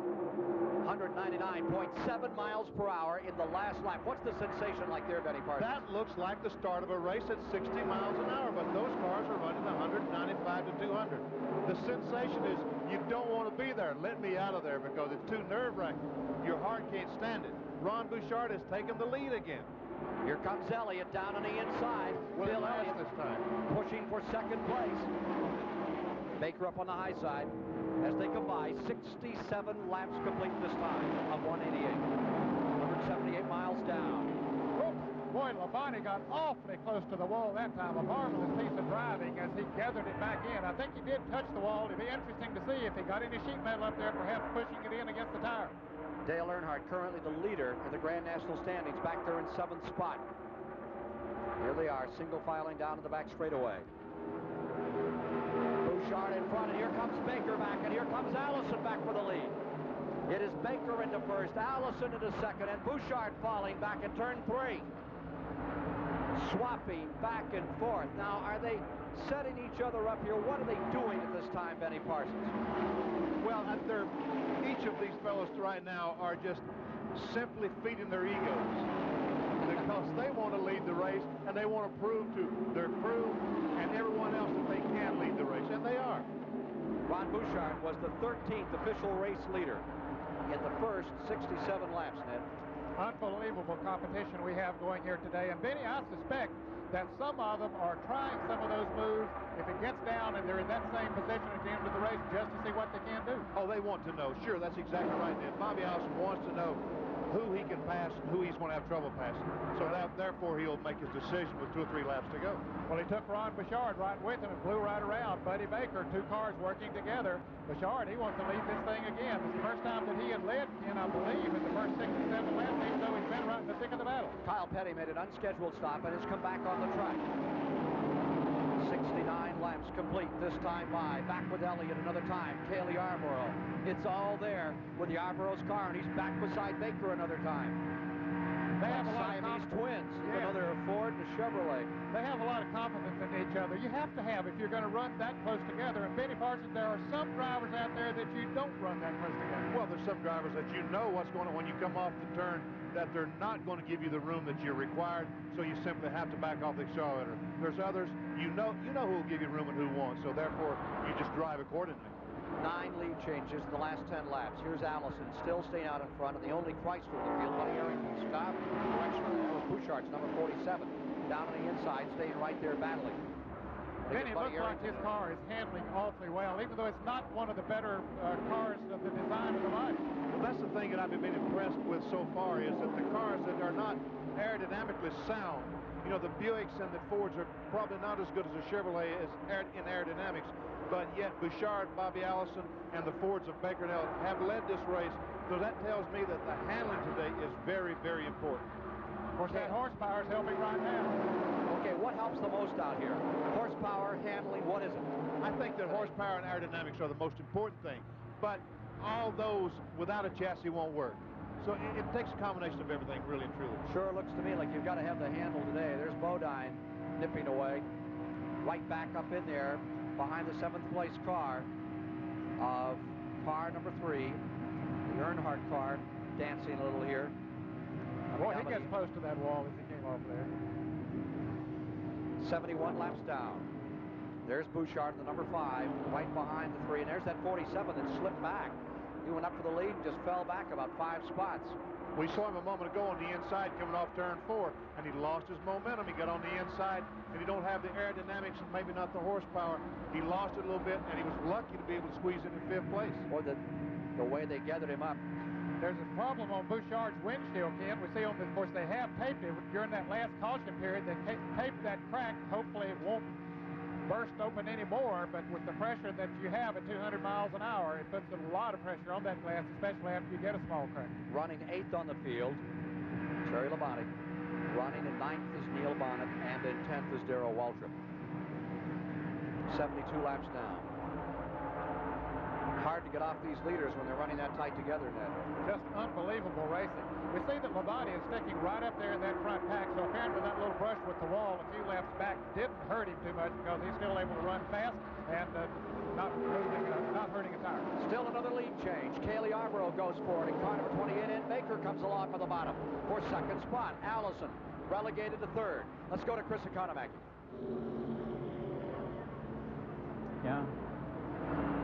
Well, when those 650 horsepower engines are let go, they put black marks on the track. But when Richard Petty decided he had to stop with his car, it tore up some of the asphalt and a lot of his tires. Just an example of some of the forces that are not acting on these cars today. Now down pit road to Mike Joy. That crack in Ron Bouchard's windshield is something they've dealt with before. Jack Beebe's the car owner. You've had cracked windshields, drop window nets, all kinds of problems like this at this racetrack. Yeah, but I think we've got them all solved now. We've got Wayne on here, and he's doing a good job. He's talking about new crew chief Wayne Bumgardner, and of course they've also won here in 1981. And when that happened, Bouchard credited Baker for teaching him how to draft with the victory. And they're good friends on track and off, and I'm not surprised to see Baker and Bouchard drafting together. We'll see a lot of that this afternoon. Bouchard's going to, he and Buddy Baker are promoting a short track race up in New England next weekend, Ken, and he and Richard Petty and Buddy Baker are all going to be racing against each other at Thompson Speedway. Here they are, back in the main straightaway. It is Cale first. 2nd spot is Baker's car. Then comes Allison, and Bill Elliott lies 4th in the field. So you have those General Motors products intermixed very nicely with the Ford products out there. They're getting equal time as they go down the back straightaway. Seem to be, and they're running fairly equal speed, but Buddy Baker's not content running 2nd. Oh, indeed. Here's Baker going for it again. Buddy Baker taking a shot at leading this race another time, now passing Buddy Arrington, the 1975 winner. Baker in front, averaging 200.3 miles per hour. We're back with you live at the Alabama International Motor Speedway. Benny Parsons, Ned Jarrett alongside. I'm Ken Squire. Down to the pits today, Mike Joy and Chris Economaki. We're 78 laps deep, 207 miles. Into the 188th lap, Talladega 500 for a near $500,000 purse. 23 cars running the lead lap, and they're all right here battling for first place. At the moment, the lead has been swapped another time, and now it's Terry Labonte's effort in the Dale Inman car. He's up in front. The 2nd place car remains the Buddy Baker machine. And Benny Parsons, I think you picked the right day to come up and watch the race from up here. I really did. If I was going to watch a race from in the booth, this was an excellent day to do it, because I tell you, in the race car, you realize those spots are close, and it is close competition, but it don't scare you like watching it from up here. I watch it, Ken, and my heart just jumps in my throat because it looks like they're going to crash every corner of every lap. Does it look that way out there when you're... No, it don't look that bad. You're watching it live here on CBS, and the amazing thing to me is here you have all these runners competing against each other and yet working in concert in such unison. If one has a problem, it's a problem for all of them. And the fact they can run at 200 miles an hour, as we watch right here, Our live pictures from Talladega, Alabama, and run so flawlessly, and yet really depend so much on each other. They just simply exist, Ned. They absolutely do depend on each other a great deal. Ken, a little while ago, we said that they were averaging a lead change every 2 laps. For the last 18 laps, we have had 14 lead changes. Tim Richmond has gone behind the wall. He was one of those that hoped to be up in the front running. Another lead change, and Buddy Baker goes into the lead. Richmond, the 8th retiree from the event. Now there's Bill Elliott getting inside on our 2 car cameras, side by side out here. There is Jeff Bodine, last lap at 199.8 miles per hour. That's from Bodine's car. And that's from Elliott's car looking the other way. That's 7th and 8th. Go down to the corner. Bodine, of course, has 2 short track victories this year. A brand new team that was put together this year with Harry Hyde, the crew chief, has done an excellent job. Some people said that maybe he was over the hill. He'd been away from the sport too long. Hadn't fielded a tough car in the last several years, but he has proven that he still knows what's going on. Out in front, Baker. Ford back in front. And the 44 car stays right there. The Chevrolet of Terry Labonte. The Billy Hagan, Walter Wood car, paired by Dale Inman. Back in the tri-oval, 18-degree banking. Allison lies third. Then the yellow car, the orange and white car. That's Cale Yarborough. And comes Bouchard. And notice the blue and yellow, that Wrangler car, which is the number 3 car of Earnhardt. Now that car was working better earlier than it seems to be now. It was, and after this last pit stop, it doesn't seem to be going quite as well. And Ben, it could be that what sometimes we say a bad set of tires, but that's not really the case, a mismatched set of tires. Well, the sizing is not exactly right because he just is not running as well as he was earlier on. Excuse me, gentlemen, we have one car way off the pace. It's a major player, Neil Bonnet, exiting turn number 2 very slowly. Bonnet, something is amiss on car number 12 as he's going into the back straightaway. There you see Bonnet. He's way off the pace, Ned, and what an unfortunate situation for Neil Bonnet, the 1980 winner of this Talladega 500. And, of course, he's one of only 2 Alabama drivers in this Talladega 500. Has a lot of fans here looking for him to do well today. He's had a tough year so far. He broke a wrist earlier at Martinsville, Virginia, drove with the injury, and also his crew chief was injured at Daytona, Doug Richard. He's just now getting back. He's still on crutches part-time, but Bonnet now another disappointing day as he heads towards pit road. 82 laps complete. 218 miles are down. Here's Neil Bonnet coming in. His chance of winning this race the second time. Coming up short. Field hauling down on a turn number 4. Terry Labonte in the number 44, staying very much in the hunt. Dale Inman doing a grand job. They've won a race this year out at Riverside, California, on the road course in a 400-kilometer event. There's Bobby Allison right back in the second position, the number 22 car, reviewing further back in the field. Now Bonnet on pit road, hood up. Tommy Ellis, the Virginia driver, is currently in 11th position in the overall standings. Ricky Rudd in the Bud Moore car is running 12th. Harry Gant, last week's winner, is running 13th. Greg Sachs is in 14th. 15th is Dave Marcus, and the 16th position is Trevor Boyce as we look further back. The 10th position right now is Lake Speed. Good run for rookie Greg Sachs. He's one of the modified hot shoes from up in the Northeast. He makes his home out on Long Island, New York. But he almost didn't get started in this race because his car almost didn't fire. There's Sterling Marlin with smoke coming from underneath his car. We've had 8 official retirees, including the Tim Richmond car of recent. Now Labonte is on the inside of the racetrack. Something must be amiss on the car number 44 as Allison goes by on the outside. And I don't think he would have made that move just anyway, although he looks like he's still running pretty good, Benny. Now Buddy Baker goes by on the outside, but you don't just make a move like that unless something maybe is wrong. I would speculate he's on 7 cylinders. I just think that something happened to the engine and he backed off. He's back to falls to 5th, to 6th. Baker back in front. The 28 car of Cale Yarborough coming to 2nd, and on the outside, here's the 95 Sterling Marlin car back in the garage area. Across the start-finish line. Baker back for 1st. Really needs a win here today. Here comes Cale Yarborough back on the outside, and Ron Bouchard is coming with him. Allison falls into 5th position. More live coverage of the Talladega 500 on CBS upcoming. At the Alabama International Motor Speedway, you're watching live the battle for supremacy in the 16th annual Talladega 500. Taking a venture at first place, number 47. That is Ron Bouchard on the inside, and he almost swapped some paint, Ned, with Cale Yarborough, who continues to try to hold on to that lead. And here comes car number 5. That is Jeff Bodine into second place here today. And you're with Jeff Bodine in the second position as he follows Cale down into turn number 3. Jeff Bodine with his best run. He's come all the way from 28th position. And Bodine is now second. 89 laps complete when they come by this time. Let's get this word from Mike Joy. You're looking at the broken distributor in Neil Bonnett's car. Neil, this is not the first time for this problem. You guys have had it before. Well, we've been trying some different ignition systems to see if we can get the problem cured, and, you know, I don't know if that's what it is or not. The car kept getting slower and slower, and then it almost quit, so we got to change it. There's a wire coil inside the distributor, and if 2 of those little wires short out, it's easy to have happen. It puts the whole distributor out of commission, so they're replacing it now. Let's go to Chris Economaki. Batteries here. Okay, Baker, who led the race for so many laps, is about to stop here. The men servicing his car are the very famous Wood brothers, who have earned awards for quick pit stops for many, many years. Now, Glenn Wood out with a sign to guide Buddy to a stop here. We should be coming up moments. We have our stopwatch. The plans are to give him fuel, 2 tires, clean the windshield, and take care of whatever requirement driver Buddy Baker needs. And here he comes, heading down pit road. Our watch is ready in his number 21 Thunderbird. In they go, and the men are over the wall. Only 5 men allowed over the wall. The watch starts. There's the windshield. Men on the outside taking care of the work. And Baker himself wanting more of a cleaning job. He seems to be more primarily concerned. And caution just coming out. And there we go. 14 and 10/100 seconds. Back to you, Ken. Oh, hard hit on car number 03. That is the Birchwell car from out of San Antonio, Texas.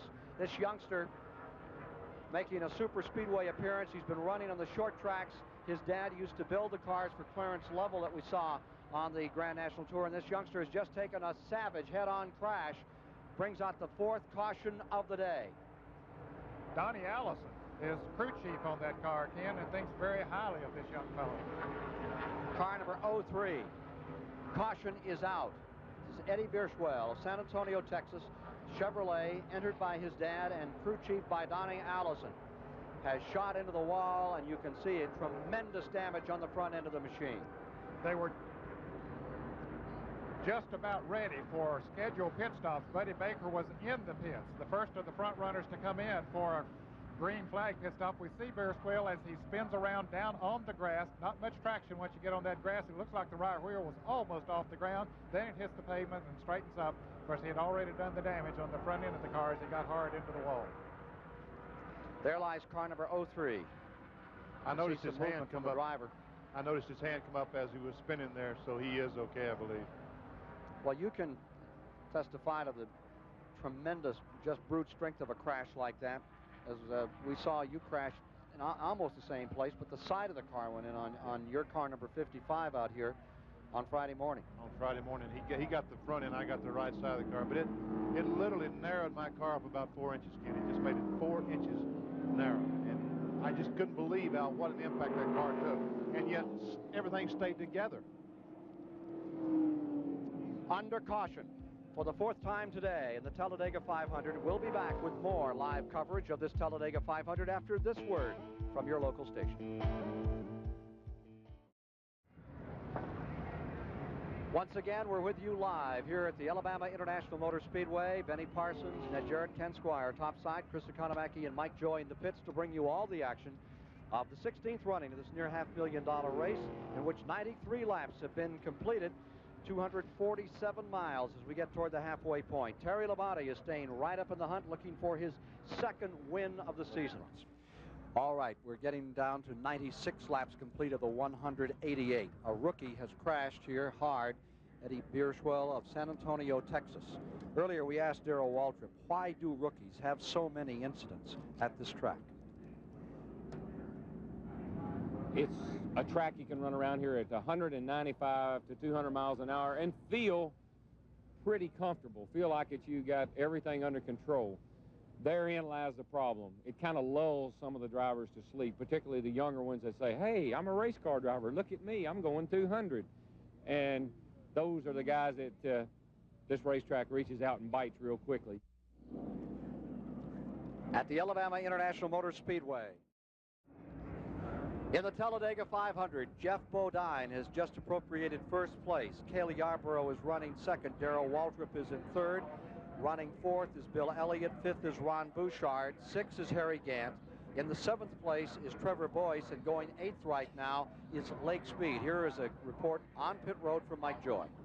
Well, Ken, at every other major speedway in the country, including Daytona, the start-finish line is located right across where I'm sitting, right at the midpoint of pit road in the tri-oval area, mid-distance between the two turns. And last year I stood here with Bud Moore as the cars came by, and his driver at the time, Dale Earnhardt. You could see him come by here, but you didn't know he'd won the race. Now, is that frustrating to stand here and not know what's happened, or does it just add to the suspense when you know the finish line is further down the racetrack?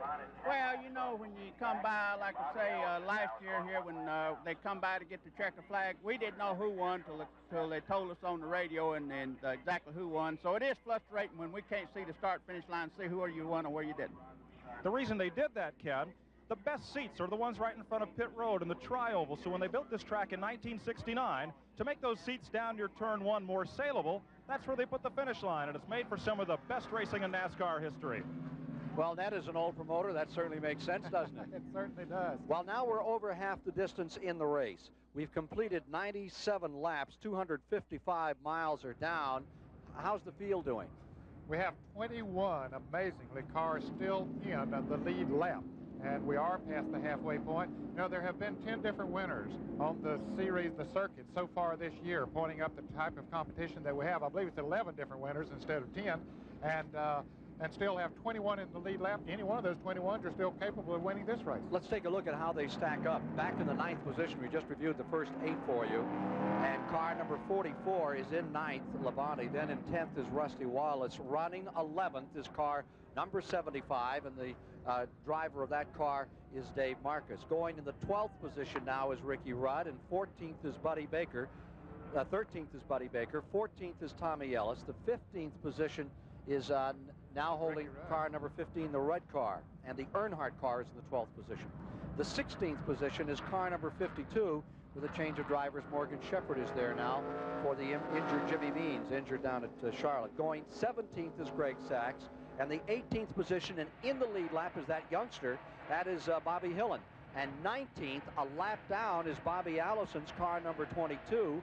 In 20th, being 2 laps down, is car number 71 they're reporting. They're showing Allison a lap down in this report we just had from scoring. I believe that's incorrect right now. He had made a pit stop just a moment ago. In fact, he was lead. He stayed out on the track during this caution longer than most any others. Then he came in for a pit stop. So he should be still in the lead lap, but at the tail of the lead lap. So it's 19 instead of the 21 that are in the lead lap. And you're right, and they're just changing that and showing Allison now as the last car in that lead lap, and then back in 20th would be the Mike Alexander car. Let's see if we can get a word from Jeff Bodine, now leading in the event. He has come from 28th position to be out in front. Question is, Jeff, do you think you can hang around and be there at the end of 188 laps? Jeff Bodine? Yeah, I hear you. You think you can still be there, first place, when we get down to lap 188? Well, our car isn't strong enough to run out front, but we can run with the lead cars in a draft. I'm sure on this restart, Cale, and a few guys will go by me, but we're going to try to hook on and just stay up front. Car seems to be running very well. It did not qualify that well, Jeff, but right now, the way you've been moving up through the traffic, it looks like it's handling just about as good as you could want. It is handled awful good. It's really beautiful. Harry hasn't got this car to drive any place on a racetrack, and that's enabled me to go high or low and get up front. And, you know, we're just going to try to hang in there, and hopefully we'll be around at the end of this race. Jeff, most of your past experience, winning experience, was on short tracks. How do you like running these 200-mile-an-hour laps? I love it, the ball out here, especially when your car's handling good. It's really a lot of fun, but you've always got to remember just how fast you're going and try to keep your head about it. Don't get in trouble. Jeff Bodine in car number 5, the leader, and you'll be with him when we come down for the restart shortly here this afternoon as we are finishing in the 4th caution period of the day. Here's Mike Joy. I'm with Waddell Wilson, the man that put Cale Yarborough's car on the pole with that 202-mile-an-hour lap. Going around here over 200 miles an hour for one lap is something, but getting that car to work all day long, that's another story, isn't it? Well, that's right. You know, qualifying's a race by itself, and then this is altogether different, and you have to change your chassis entirely, and we did some adjustments after the last practice yesterday, and I've asked him during the caution sessions, and Cale says the car is fine, so we haven't made any adjustments since the start of the race. Well, isn't that kind of rare? I've seen your team, a race you won on CBS in Michigan, where you carried our camera, and you were in there cranking on those wedge bolts every pit stop. This got to be a little different for you. Well, if the driver's complaining, you got to do everything you can to help him. So as long as he don't complain, that suits me fine. And I feel like we're in good shape. Back upstairs. Restart. Bodine up in front. Interesting situation here. Allison pitted for just a few drops of fuel. And that's going to put him out of sync with the rest of the field, and it could make a difference at the end. Could very well. We saw Buddy Baker in the pits just as the caution came out. He did not lose a lap, but maybe if they can go a few extra laps and catch a caution, that could make the difference. Bodine running first. There you see the Petty car. Remember, it is several laps down. Cale Yarborough back for the lead on the inside. The number 28 car pulling alongside, and they go wheel to wheel for turn number 3 and go up on the side of the barrel. Yarborough wasted no time in putting that Chevrolet back out front. He's been up near the front, in front, or near the front all day, and now we're seeing Waltrip get into the picture. He really hasn't been up there that much today. Waited for halfway, and now Waltrip begins to show his strength, as he did yesterday in the IROC race, where he laid 4th or 5th most of the afternoon, and then came alive in the last 2 or 3 laps, and particularly in the final lap. Waltrip now in second, trying to win it 3 times. No one else has won it more than once, with the exception of Darrell Waltrip. Waltrip, the only 2-time winner of this race.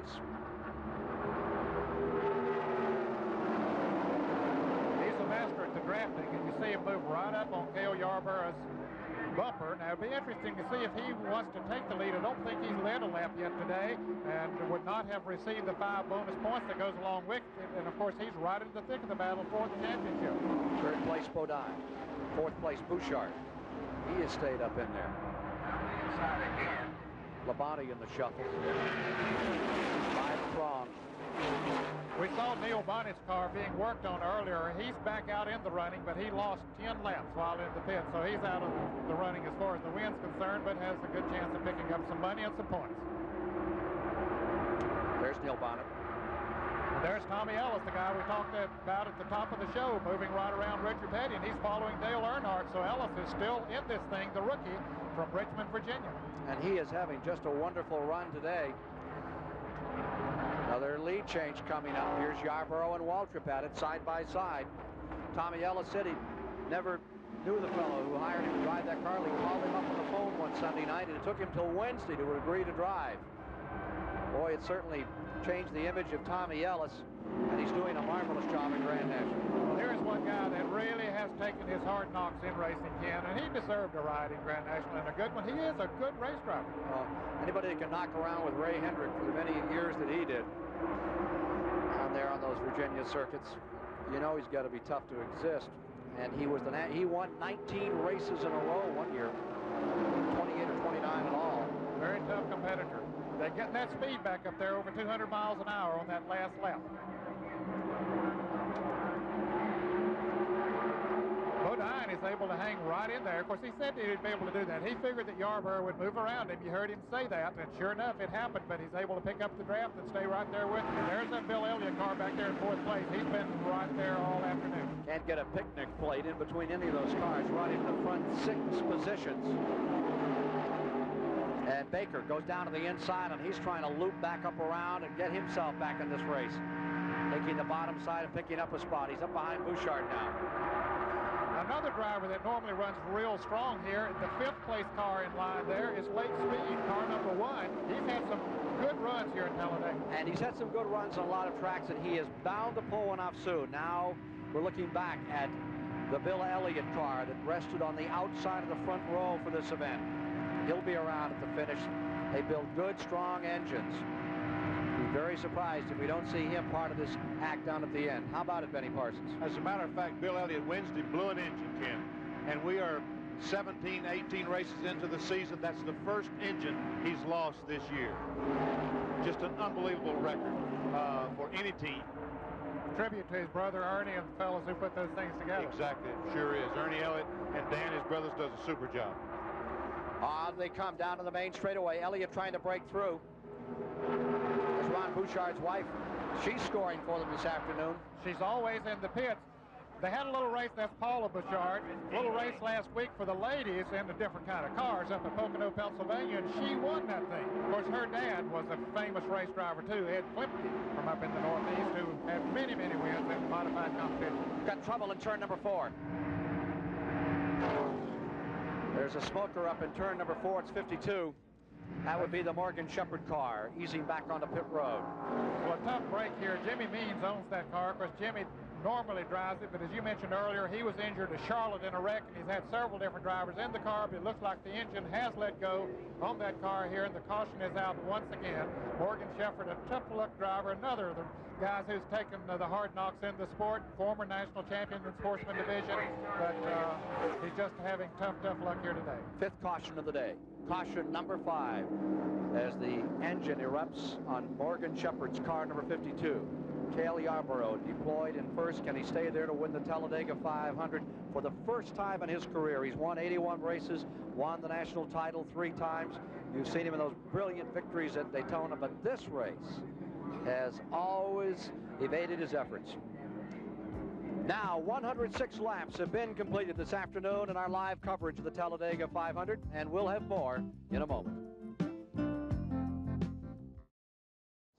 Here at the Alabama International Motor Speedway, 108 laps are now in the book of 188 to be run. 287 miles have thus far been erased from this race. And we're watching car number 9, Bill Elliott, take the lead. Here is Mike Joy standing by with Ernie Elliott. Ken, when the caution flag comes out, the pit crews can go about their job a little more leisurely, take the time to change 4 tires, and almost everybody did that. Not the Elliots. Ernie, why not? Well, we just put 4 new tires on just a few laps back, and you know there was really no need to change tires now. The car's handling good, and the tire wear is real good. And you know we felt like that, you know, just to get the car and get in and out and get back up toward the front of the pack, you know, was more of a benefit right now than it was to change tires. So you know we just didn't see as changing tires was necessary. What was the reaction back in Dahlonega and Dawsonville when you folks won on Father's Day here on CBS? Well, it was pretty good, you know. We sure enjoyed the win, I can tell you that. Best of luck to you today. Thank you very much. Are you superstitious, Ned? Not really. Well, how about this? You know, there have been 15 previous races, and the man on the outside, that's been the hottest position here. 5 times the man from the outside of the front row has won it. Bobby Allison won it from there in '71, and Buddy Baker and Donnie Allison. A little assistance the year that he won it from Darrell Waltrip, Neil Bonnet, and Darrell Waltrip himself in 1982.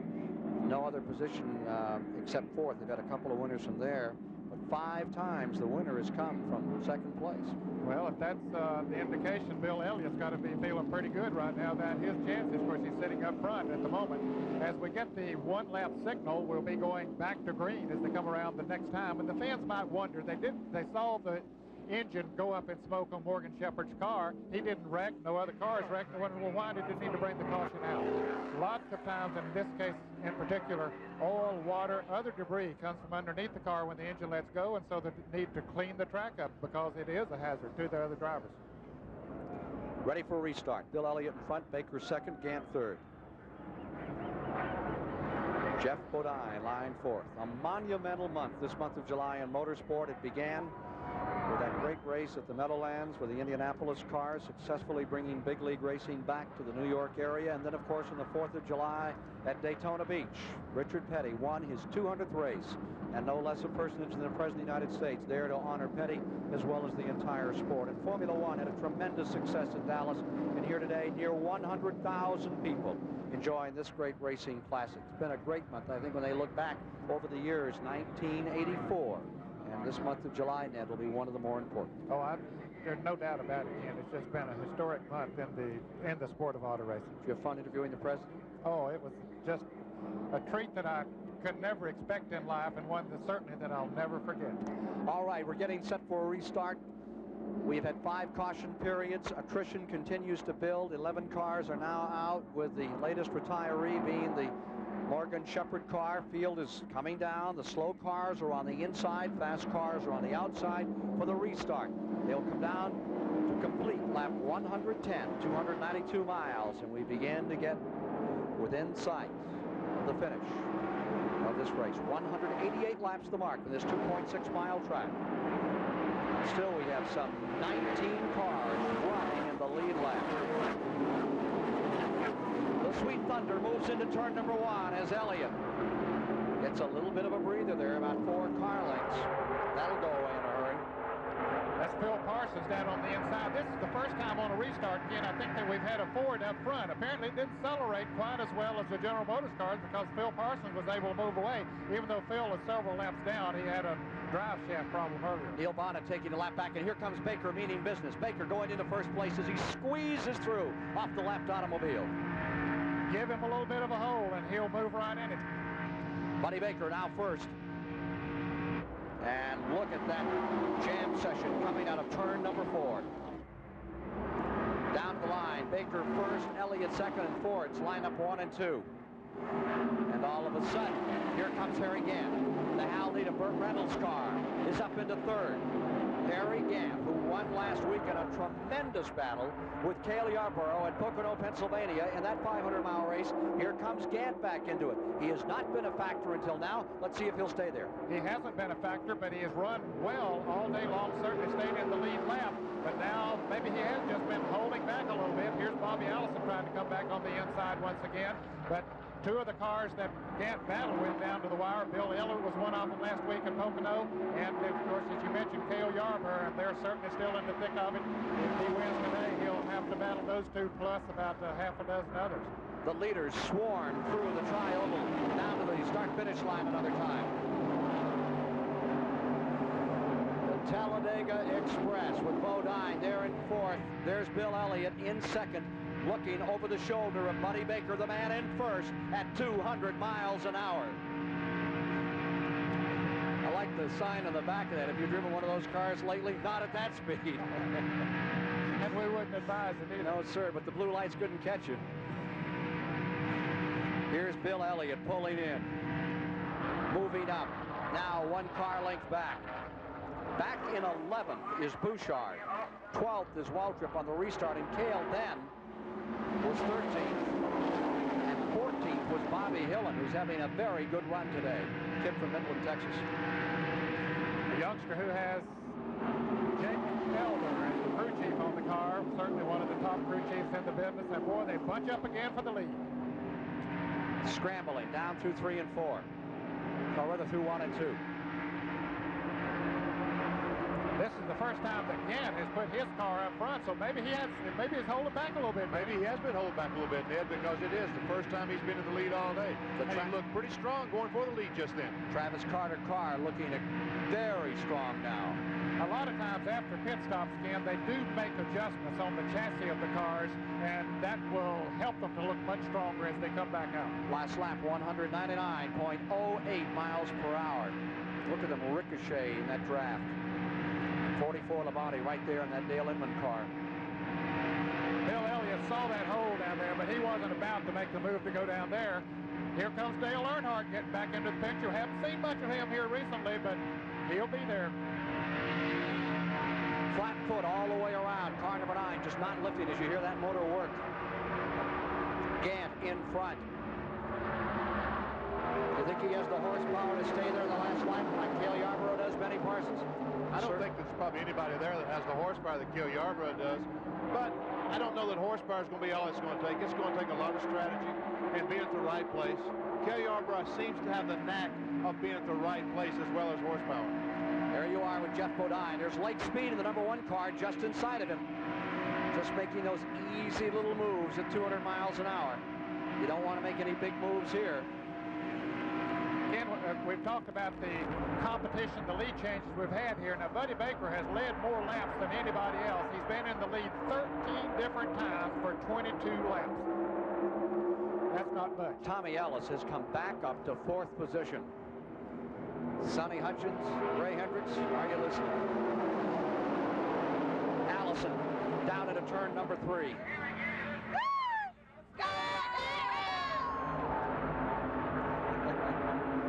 A lot of enthusiasm there. Do you think it's for Allison?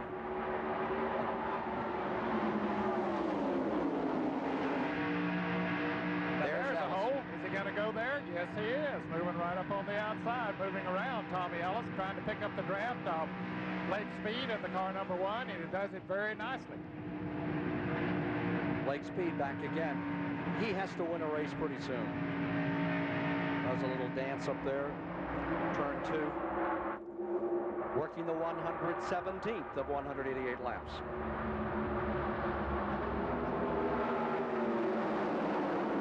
Gant back in 4th position. Freckle-faced enthusiast there. They really get into it. And Earnhardt, as we saw him earlier in this race, he was dominant, perhaps more so than any other driver, even though Buddy Baker's led more laps than anybody. But Earnhardt was right there in the early part of the going. But for the last 75 miles, or last 75 laps, haven't seen that much of him. But here he is again. Former Grand National Champion, former Rookie of the Year. Working his way back into the lead, looking for win number 10 to become the first man in history to win this race back-to-back. Live flag-to-flag coverage today on CBS. And we still have some 18 cars all in the struggle for the front-running position. Earnhardt Chevrolet is right there, the Richard Childress prepared car. Down into turn number 3, and here comes Baker right with him. And he's beginning to show some legs on that car, Benny Parsons. He really is. Terry Labonte is in 3rd place right now. He passed Terry again, and Bobby Allison going down the back straightaway. So it looks like Labonte is going to be put on a pretty serious challenge for the lead. Back they come to the tri-oval. Across the line, down into turn number 1. There you see Allison on the inside, and on the outside is Lake Speed. As you stay with Bill Elliott's car, here's a report from Chris Economaki. Well, with some 70 laps of racing remaining, Buddy Baker in a Ford will have to make 2 pit stops for fuel. But Bobby Allison and a lot of the other Chevy engine drivers will only have to make 1 pit stop. So what the people in the Ford pits are hoping for is a yellow flag so they can get 1 free one. Back to you, Ken. 5 cautions to date in the 16th running of the near $500,000 Talladega 500. Baker first, Earnhardt second, and coming to 3rd moves Terry Labonte with Harry Gant in 4th, and now there's a switch up front. Baker taking a shot at it, and we see Labonte down to the inside of the blue and white number 44 making his move. Gaggle of cars ripping through there. You see the number 5 of Bodine hanging on to Cale Yarborough, and Trevor Boyce in the 48. And that's the James Hilton prepared car. Remember, James Hilton won a race here in this Talladega 500. There's Trevor Boyce out of Calgary, Alberta, Canada, and right by him, 1972, Hilton won this race. Trevor Boyce would sure like to pull it off, and he stayed right up there in the lead lap this afternoon. He's done a very good job. He's a very determined young man, Ken, and he doesn't mind getting up there and mixing up with them either. Earnhardt. Labonte to the outside. Now Labonte was in that photo finish back in 1981 that Bouchard won. Remember, he was on the high side, Waltrip in the middle. And Bouchard snookered him. Yes, right down on the inside. Labonte was in the thick of another 4-car battle here, and another one of those close finishes at Talladega. How's the Earnhardt car running? Here's the story from Mike Joy. Well, Ken, Chris reported that some of the Chevrolet engine cars can go the distance on 1 more pit stop. But Richard Childress, your car is going to be close on gas. Yeah, with us out front right now, we may stay out there a few laps and then try to, if it looks like we're going to need some gas, we may fall back a little bit and hold it, but it's going to be real close. You may be able to make it on 1 pit stop, but not if he stays out front. No, not right now. We're just going to watch and see what happens, and we'll tell him what it looks like about 20 laps into this run. And when he says staying out front, he's burning more fuel than those fellas running behind him, because as we saw earlier, Bill Elliott was able to decelerate. We talked about it a little bit. When you're running in the thick of the cars, you can't accelerate fully all the time, and Benny Parsons, that does conserve fuel. It does conserve fuel, because when that throttle is wide open, it's taking the maximum amount of fuel. When you back off the throttle, it doesn't take in quite as much. Last lap, 198.2 miles per hour. Dale Earnhardt's getting his wish because Terry Labonte has taken the lead. He's going to be able to draft now. And here comes Harry Gant. Gant on the inside. Assistant driver. Now you're beginning to see a three-car rush, and Baker went right down to the apron to annex second place again. Buddy Baker with the number 21 scooted right down to the bottom of the track, and that is not recommended. Certainly the car is working, or he wouldn't be able to make that kind of a move. Here comes Waltrip around number 9, Elliott. This is going to look like the International Race of Champions, the way it's building right now at the finish net. Unbelievable. Still about 19 cars running in the lead lap. There's some good cars out there that are still running that have had their problems. As we mentioned, Neil Bonnet is 10 laps down. Phil Parsons lost 23 laps. Richard Petty lost 32 laps. Kyle Petty is 11 laps down there after having some overheating problems. Buddy Harrington is still running strong, but he's 3 laps off the pace. And Steve Moore, who started in the shotgun position here, is currently running in 5 laps down. As you look at the leaders, let's review back a little further in the field. The 6th place is Allison. The 7th place is Bouchard. The 8th place is Cale, and they're swapping back and forth in there. 9th, Ellis. The 10th spot had been, the 10th spot is now that 48 car. He was back to 14th, and back comes Trevor Boyce again, and Elliott has been pushed back to 11th. And also up in that group is the car number 51, the Greg Sachs car, in 12th. And then Jeff Bodine would be right behind him. Phil Parsons is in there, but he's, as we mentioned, is several laps down. Average speed is 147.7. There's Rusty Wallace in the number 88 car, who had a super run last week at Pocono, Pennsylvania. He finished in 6th position in the lead lap, and just was a top finishing rookie and qualified well here. Started in the 10th position and has run well all day. Back up in front, still another lead change. Labonte for first. Baker trying the inside, nosing up in there, and then coming back as they swap back and forth by just a few feet now and then. Those aren't official lead changes. Labonte has it for the moment. Baker for second. What he would like to do right now, he sees about a little bit of daylight back to Dale Earnhardt's car. He was right up on Labonte's bumper there. He'd like to see if they could hook up and pull away from the rest of the field, but I don't think that's going to happen at this point. Cale Yarborough that time, Ken, up in the 3rd and 4th corner was extremely high, up in the gray area, the place that many cars run. I think it's because when he gets cars in front of him, behind him, he moves around a little bit. His car is not handling as well, and therefore there is traction in that gray area because no one's been there. There's a tremendous amount of traction. Elliott scooting down below. Car number 33, Gannon, closing on Lake Speed. Elliott beginning to wind them in another time and not gaining ground on that inside. That's not the way to go through. In fact, he loses ground again. He certainly does. He pushed him back 2 positions instead of gaining him one. Now he's going to try it again. Doesn't give up. Moved right around Waltrip, now pulling up on Harry Gant down on the inside. He had the momentum as he went into turn 3, but let's see if he's able to hang up there with it. He's staying even with Gant right now. In fact, gaining a little bit on him as they come off the 4th turn. Now Gant begins to pull away a little bit. Pictures are just remarkable. Watching Harry Gant tending right to his knitting, and that car number 33 as alongside came Bill Elliott. Up in front, 2 cars are trying to draw away. Last lap, how about this net? 199.9. As strong as they were running at the start of the race. 199 mile an hour average at last lap for number 44, Terry Labonte, and dragging right along with him, number 21, Buddy Baker. Then comes Earnhardt, number 3.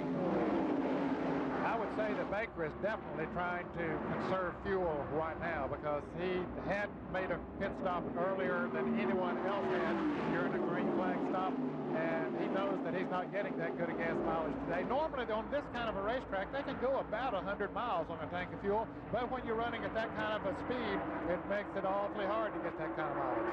Cale Yarborough going to 4th. Here's Richard Petty with that familiar towel in his mouth. A little moisture there. Car that will go to the Smithsonian following today's race. The car that won the Firecracker 400 the 4th of July at the Daytona International Speedway and recorded the 200th career win for this man, Richard Petty, in car number 43. Taking the last ride with old 43. Now the fans might wonder, well, why wouldn't he race that car in other races? The car was built especially for Daytona and Talladega, the super high-speed racetracks. There are little characteristics about this car that simply wouldn't work when you get to some of the shorter tracks like they'll be running for the rest of the year.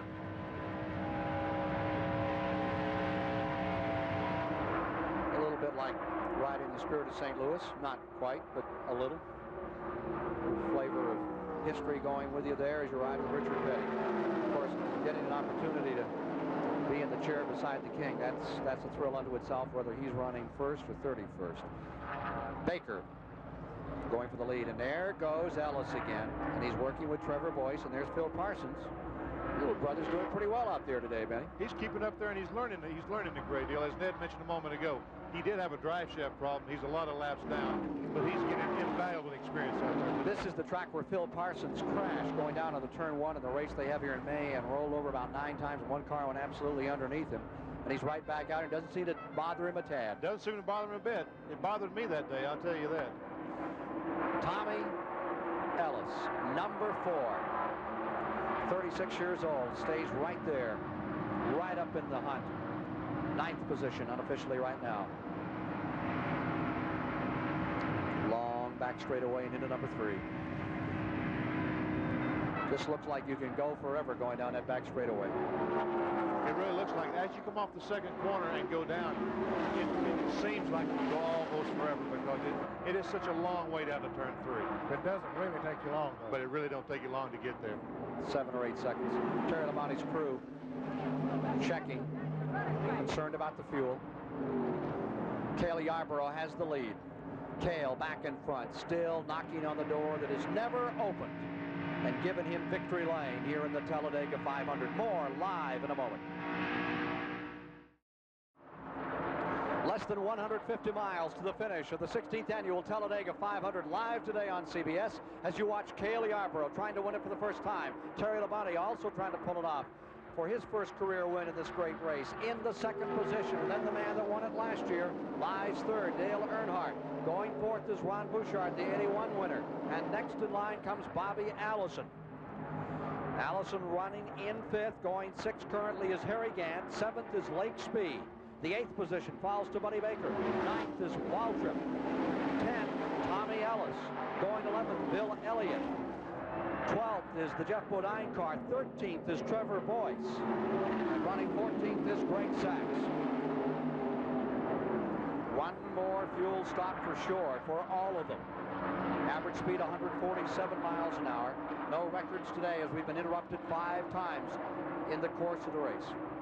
Let's go to Mike Joy with Dale Inman. Well, Cab, they're hoping it will only be one more fuel stop. At the Terry Labonte pit, a big strategy conversation looking at the lap charts. If they can stay behind Cale Yarborough, they'll conserve enough fuel that they know they can go this race and finish on just one fuel stop. But if Labonte goes out and runs in the lead, they'll have to stop twice. So he is laying back a bit, and that may be true of some other drivers a little further back in the field. The report on the driver of car number 03, Eddie Barshwell of San Antonio, Texas, is that he's okay, Ned. Well, that's he's good. Come out. They took him over to the hospital. He took a very hard lick against the wall, but as we pointed out before, these cars are constructed so well, they build in every possible safety feature into them, and when they hit the wall that hard, it's always good to hear that the driver is okay. There's that long back straightaway. Good place to pass going into 3, Benny Parsons, as at Daytona right here. This is absolutely the best place on the racetrack to pass. And when it comes down to the last lap, I would expect that any driver trying to win the race would make his move, going down the back straightaway in turn 3, and simply try to hold the second place car off as they come through the drive to the start-finish line. But with the start-finish line down as far to turn 1 as it is, that's where the passing seems to have taken place in the past. So maybe moving in, doing it on turn 3 might be a little early. It may be, but, you know, look, I'm the wrong one to ask, because believe me, I don't know where to be on the last lap. I've proved it time and time again. I'll tell you, from race to race, it does change, and it'll be interesting today to see who gets themselves in what position at the end. Labonte closes up, pitches in on car number 28, Cale Yarborough, and here comes number 3, Earnhardt as well. Boy, those speeds, those individual laps, all over 195 miles per hour throughout the afternoon. And race here at Talladega, Alabama. Cale in front. Well, again, you know, the early part of the race, the first half of the race, these guys were racing for the fun of it. They were racing to race, to outrun the other guy, to prove that their car was as good as anyone else's. Now they're racing to win, to take the checker flag first. And it is an unbelievable chess game going on right now. Buddy Baker, I am so impressed. He backed up Ned to 8th place to conserve fuel, because he's going to conserve more fuel there than he is in 2nd and 3rd. He certainly will, and that's sort of uncharacteristic for Buddy Baker, because he's a charger. He likes to run up front, but he's also smart. He also wants to win, and that's what they're doing right now. Every one of those 19 cars is trying to figure out how to win. 360 degrees off our fire ladder, Cameron, as we work the 138th lap, and we will have completed 367 miles, about 133 left to go. Heat sometimes is a factor at this race. Has not been a factor here today. It's an ideal day for racing, particularly at Talladega in July. They're able to run the high speeds that we've been seeing here all day long, and also the surprising, I should say, is that the attrition rate has been rather high with the good conditions that we have here. It's overcast, and the temperature is perhaps in the low 80s, which is really good. But I guess the speeds that they're running out here today has helped to cause the attrition. You see the wind just wobbling a tad as they come off that 4th turn. Kenny Reagan, driving only his 23rd race in his whole career, running to that lead lap. He led 1 lap earlier today. First race he's ever led. Good, consistent racer. He came here a couple of years ago, and the first race that he ever ran was here at Talladega. Now, Benny Parsons and I started on some of the dirt tracks before we started racing, and that's what's usually recommended. You don't go to the fastest racetrack in the world, but Kenny Reagan did it and did well at it. Another one of those people that believes in the old nothing to unlearn, that old line. Yes. Now there's the leader. Yarborough is there at issue. Can he stay there? Last year he stayed up there most of the way, then he cracked ahead on the car. He's finished 2nd in this race twice. As you know, Ned a moment ago just mentioned that Kenny Reagan did in fact come here for his first race. And there has people that did do that and got away with it. But there's also other people that paid a supreme price for doing it, because it does take a tremendous amount of experience to compete at these speeds. Well, it's so easy to drive this track, but I think the point Darrell Waltrip made earlier, this is a track that can bite you, because if it happens so quickly. You don't rely on reactions, you have to rely on instinct here. There's Ken Reagan in the car number 77, who's been lying 17th over the past 15, 20 laps. He's a car dealer from over Unadilla, Georgia. Very nice fellow, and very determined young man. Talk about determination. Look at the squadron up in front. Now there's an enthusiast. You can tell by the hat who she's for. Well, we're in Alabama, and Bobby Allison's in Alabama. Hey, those pictures of the grandstand give you an idea of what could be the newest aerobic exercise. Just buy a seat in the grandstand and get up and down for 188 laps. Baker in the pits. And as he did earlier, came in before anyone else. He just simply is not getting the gas mileage that some of the others are. Perhaps they'll be able to go 6, 7, or maybe as many as 10 laps. Gets to change the right side tires. Good pit stop. The Wood brothers are among the best. Got trouble in the back straightaway. Car number 28, Cale Yarborough, coming around. It is car 51, Greg Sachs. In the back straightaway has lost an engine. And the caution is out. Amazingly, they'll be racing back to the flag as Cale Yarborough. Of course, it doesn't do a whole lot to lead this lap as they come back to the front. They've all stepped out of it. That's the 2nd time for Baker. He just pitted, and then the caution comes out. But with the good work... Want a caution? Send Baker in. Yeah, I guess. The good work of the Wood brothers did get him back out. He'll stay in the lead lap. A tough break for Greg Sachs, who had run a super race here today. Kept himself up there in the lead pack. He's a rookie on this circuit. But to run this long and that hard, still in position to get himself a good finish, or even perhaps a win. Anybody that's still in that lead lap is still a potential winner in this race, but now his hopes go up in smoke. Cecil Gordon, crew chief on car 51, a man who ran many races himself on this track. Greg Sachs, number 51. So we should see the leaders coming in now, and the activity will all be on pit road. Mike Joy will be standing by, changing tires. They put the hood down. That's surprising. We thought the engine blew with all that smoke. Now, it could have been a filter or something. It could have blown the oil line off or something like that, because they looked like they were planning on fixing the car and going back on the racetrack. They were changing tires. Leaders coming in. This is happening in the 143rd lap. Here's Mike Joy. Ready to head to pit road. Waddell Wilson has 4 tires up for Cale Yarborough. Now, they looked carefully at Baker's pit stop to see if he got 4 tires or just gas, just as the caution came out. Cale stays a bit far out from the wall, and they go to the right side first. Richard Bostic with the car up in the air. Joey Knuckles changing the right front tire. No chassis change. They have not changed the wedge on the chassis all day. Now everybody comes around. Bostic with that 65-pound jack, and they will change the left side tires. Let's go to Chris Economaki. Well, this pit stop came at the right time to equalize this race. There's 37 laps to make 100 miles here. There's 43 laps to go. Unlikely that any car can get 43 laps on 1 tank of fuel. So now it's a brand new automobile race. It's like one of those basketball games where the score is 100 even with 5 minutes to go. They'll all have to make one more pit stop, and the pit crews could win or lose it for the drivers today. Back to you, Ken. Now we're down to it. Put prudence aside now. There's been some cars that's gotten awfully good gas mileage this year. They're pushing Bodine's car down pit road. He has some sort of a problem. He's been right up in the thick of the battle all day, but as we've seen several times here today, after pit stops, they have problems as they go back out, but it seems to be in the firing of the engine this time, not in the drivetrain as we saw earlier. Apparently he's got it going. But the point I was about to make, Ken, wouldn't surprise me, depending on the length of this caution, we might see some or maybe all of them come back in just to top off the fuel tank for that extra lap or 2 that they might get. But Bobby Allison has got extremely good gas mileage on numerous occasions this year, and so has Cale Yarborough. If there's anybody that's going to make it all the way from here, I'd say it'd be one of those 2. Or how about Travis Carter's cars? Travis was saying he was getting as much range as anyone on car 33, and if he thought it got to that kind of a contest, he could be in good shape. We'll be back with you again in just a moment for the conclusion of today's Talladega 500. More live coverage of the Talladega 500 after this word from your local station. We're back with you live at the Alabama International Motor Speedway inside Jeff Bodine's car. Jeff, what happened to you after you came off pit road that time, or as you came out of the pits?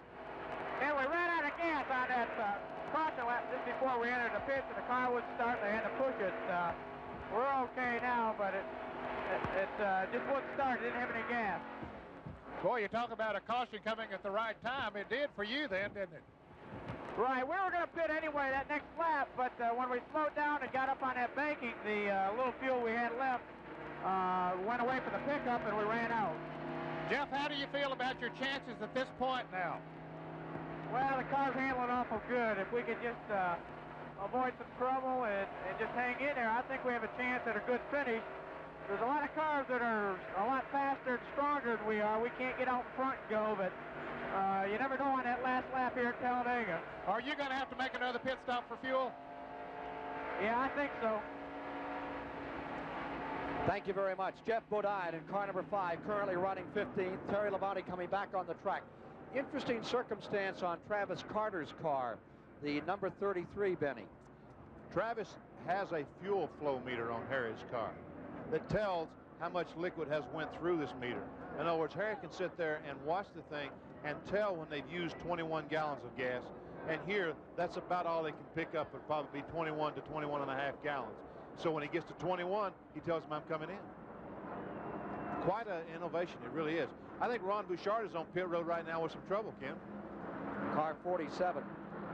Ron Bouchard still on pit road as the field is gathered up for a restart, and Bouchard's hopes in this race may be plummeting right here. Okay, well, he gets it to going, so he's going to remain in the lead lap. He's going to have to run hard to catch the field as it's moving into turn 3 now. Of course, we're still under caution, but the green's scheduled to come out when they come around this time. Actually, if he builds up a head of steam down that back straightaway, it could be a little bit of an advantage for him. Could be. He might be running 190 miles an hour where they're accelerating from 75. Want to be very careful with a bowling ball like that at that speed. Now, there you see the point standings. with Dale Earnhardt up in first, Bill Elliott is second, Labonte third, and Waltrip back in fourth place. But still not too far out of the lead. Again, less than 100 points separating him from the lead, so it's a very tight battle as we get ready for a very tight race here. And Earnhardt will be in front with Bobby Allison, as you see in the white, number 22 in second spot. Third is Waltrip. Fourth is Cale. Fifth is Gant. Sixth is Elliott. Seventh is Speed. Eighth is Baker on the restart. Here's Elliott. Watching the meters on Bill Elliott's car as they scramble. Pulls up on Harry Gant. Old rev counter climbing on it. That's not altitude. See the fuel meter on that car. Yeah, he has one of those things down there too, Penny. Them boys from up Dahlonega, Georgia surprised me with their knowledge. All right. There are no secrets that last more than 24 hours. That's exactly right, Ken. Allison for the moment, down low. That move by Gant as he scoots around. Strategy report as we see Earnhardt going back in front, and here comes Bodine. Bodine onto pit road, something amiss on car number 5, and he's going right back to the garage area. Unfortunate situation for Jeff Bodine. Let me tell you what happens when you run out of fuel. At the RPMs that these engines are turning, when you run out of fuel, you instantly get air in there and no fuel, and you burn a piston. You just lift the top right off the piston because it gets so hot. Running out of fuel is the worst thing you can do to one of these engines. Had a driver replacement. Greg Sachs has replaced Ken Reagan in car 77. Reagan was overcome by fumes and he was groggy in the pit area, so Greg Sachs has taken over in car number 77. Strategy report. Here's Chris Economaki. Well, down along pit road, fuel again becomes the story. These are the men in Bobby Allison's pit with their little calculators and computers. Allison has been getting great gas mileage this year, and they say they think they can make it. They're going to try without another pit stop. Buddy Baker's pit crew says there's no way they can go 43 laps on one tank of gas. They know they're going to have to stop again. And Tommy Ellis and his crew, they're happy up there. They don't know whether they can make it or not, but they say they're going to try, and come what may, come what may. Back to you, Ken. 149 laps completed this time by of 188. 149, 396 miles down. There's Petty, still determined, still trying, well off the pace. Well, Bodine, we saw him coasting into the garage area, and Mike Joy is with him. Jeff Bodine in the garage area, not the place you wanted to end this afternoon. What happened? Engine let go. We're running so darn good. The car was handling great. Hi, everybody back home, Rick. But you just let go on that restart. We ran out of gas. I don't know if we burned a piston when we ran out of gas and then it broke or what, but everything was going so good that, it's really a shame. Boy, do you look hot. No, it's not too bad, Mike. I was having a ball. The car handled so good. It drove so good I could go high or low, and I was just having a good time out there. And it isn't too hot. It's very comfortable. Well, here we are. Well, he's won 2 short track races, Ken, but he'll get to luxuriate in the garage the rest of this afternoon. Dale Earnhardt, Kannapolis, North Carolina, leads. 9 career wins. Will this be number 10? Waltrip into second, knocking on the door. First turn. Yarborough third. Earnhardt hasn't won so far in 1984, Ken, even though he's leading the point standings. Here he is out of turn number 2. Earnhardt, who won this race a year ago. The car has been getting stronger all the time. Again, I tell you what, you're looking at a lot of cars, bumper to bumper, that can win this race, that has the car, that has the crew, that has the ability to win this race. And where the winner's going to come from is anybody's guess. Earnhardt first drove in this race in 1978 for Will Cronkite and finished 12th. Now he's leading. 150 laps have been completed. More in a moment. Averaging 196 miles an hour in the last lap. Dale Earnhardt stays in front. Buddy Baker has meandered up the third. Here he is coming to the inside, making a move. Baker down low, now pulls up and battles for first place going into turn number 1. Nearly 100,000 people on their feet watching 16 drivers competing for first place. Ned, remember when you won the Southern 500 and you won it by 14 laps? My, how times have changed. They certainly have, Ken. It's unbelievable that you still have. And any one of these 16 cars, as Benny said earlier, are still capable of winning this race out here. And I think Benny said he finished second at Darlington one time, was 12 or 13 laps down. I was 13 laps down. David Pearson won the race, and I was 13 laps down in second. Just doesn't happen anymore. Bumper to bumper, 200-mile-per-hour expressway action here at Talladega, Alabama, live today on CBS. Coming up next, the Greater Hartford golf action next on CBS. This crowd just so appreciative of the tremendous effort by all of these great drivers. And Baker, with some of the wildest driving, is just eased up through. He really makes the others pay attention to what he's doing. He has put that car in some holes today that you wouldn't think it would go in, but the car has to be working perfectly for him to be able to do that. Now Yarbrough's going to move up and see if he can get draft away from the rest of the field, but Earnhardt's going to have different ideas about that. That's right. Earnhardt saying, thank you very much. I'll have none of that. There's Earnhardt, blue and yellow car, number 3 in third. Waltrip is in fourth, and Gant lies fifth. 19 cars in that lead draft, 16 cars in the lead lap as the Warpath moves to its 155th lap. 156 now complete of 188. 32 laps to go. Here is Mike Joy with a crew chief on Earnhardt's car. Well, Ken, the timing of that caution flag may have changed race end strategy, but maybe not for the better. Richard, did that caution come out a lap too early for Dale Earnhardt? Looks like it's going to be about 3 laps too early for us, you know, so we're going to fall back and try to use a little bit of the draft and see what it looks like toward the end of the race there now. Well, that'll improve your fuel economy, but can you gain 3 laps that way? I don't think so, but we're gonna see what it looks like when we get down to the very end, you know. Boy, are they hoping for a caution flag, Ken. One more before this race is over. Oh, car in trouble. Here, got it. Spinning, crashing. That is the Trevor Boyce car. In big trouble out of turn number 4. That's a hard way to get a caution. That was not the way that Richard Childers wanted it. He's moving around. He's just cut the switches off. He's coming out of the car after taking a ride like that, getting out that quickly.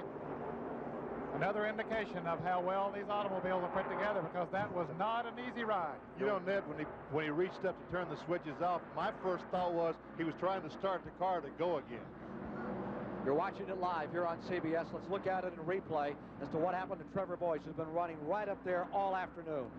Okay, he gets hooked. It looks like that's Tommy Ellis' car right behind him, and they just touch enough, and it shoots his car down to the inside. The air gets underneath the car, flips it over backwards. It hits hard on the top, scoots up the end of pit road there on the top. It hits the grassed area, flips back over, all the way over and back on the wheels and up on the side, and lands back on the wheels once again like a big bucking horse. Some rodeo ride for Trevor Boyce of Calgary. You know, as the rodeo performer would say, he chose a good steed for that performance there, I'll tell you. Stopping to tie his shoe. Let's take a look in replay. They're coming off of turn 4. It looks like he drifts out just a little bit, Ken. Tommy Ellis on the outside of him there, and he hit just enough to send him around, and the air got underneath the car, sends it right upside down. Benny, what happens when that air gets under there? I don't know, Ned. Just the pressure? At Daytona, watching this action that we're seeing on the screen reminds me so much of the Ricky Rudd crash from Daytona in the Busch Clash that we had in February. But, you know, and they paved that section down in Daytona because they felt like that the cars coming off the pavement onto the dirt made the car bounce and therefore got air under the cars. That car never reached the grass before it flipped over. Right. So that destroys that thought that they had. They moved that wall back too, have they not? They moved the wall back and they paved that entire area thinking that was some of the problem. But as you notice... when you think of the Randy LaJoie crash where he took that several others like Harry Gant several years ago, you could see he was all ready for business, and I thought you were right. He was reaching around to see if he could get the thing fired. No, he was just turning it down. Oh, that's too bad for James Hilton as well as for Trevor Boyce. James Hilton, one of the really nice people. Here they are again. As they come off of that turn, he went up into the groove there and just clipped the front bumper of Tommy Ellis's car number 4, and it doesn't take much at those kind of speeds. It shot him right down across the racetrack. As Phil Parsons there doing a very heads-up piece of driving, got slowed down enough, and Ben, as you say, just as he got to the edge of the pavement getting onto the grass is when he got airborne. Tommy doesn't have to look for trouble. Trouble finds him. And that car just came up on him. And yeah, what are you going to do? Nowhere he could go. Nothing he could do because there was cars right on his bumper and in that heavy traffic. Too bad for a young fellow who had perhaps driven the best race of his career here today. Trevor Boyce had stayed right up there in the thick of the battle all afternoon long, still in the lead lap. 160 laps will be completed. 188 this time by the start-finish line. Trevor Boyce has crashed. Let's go to Mike Joy.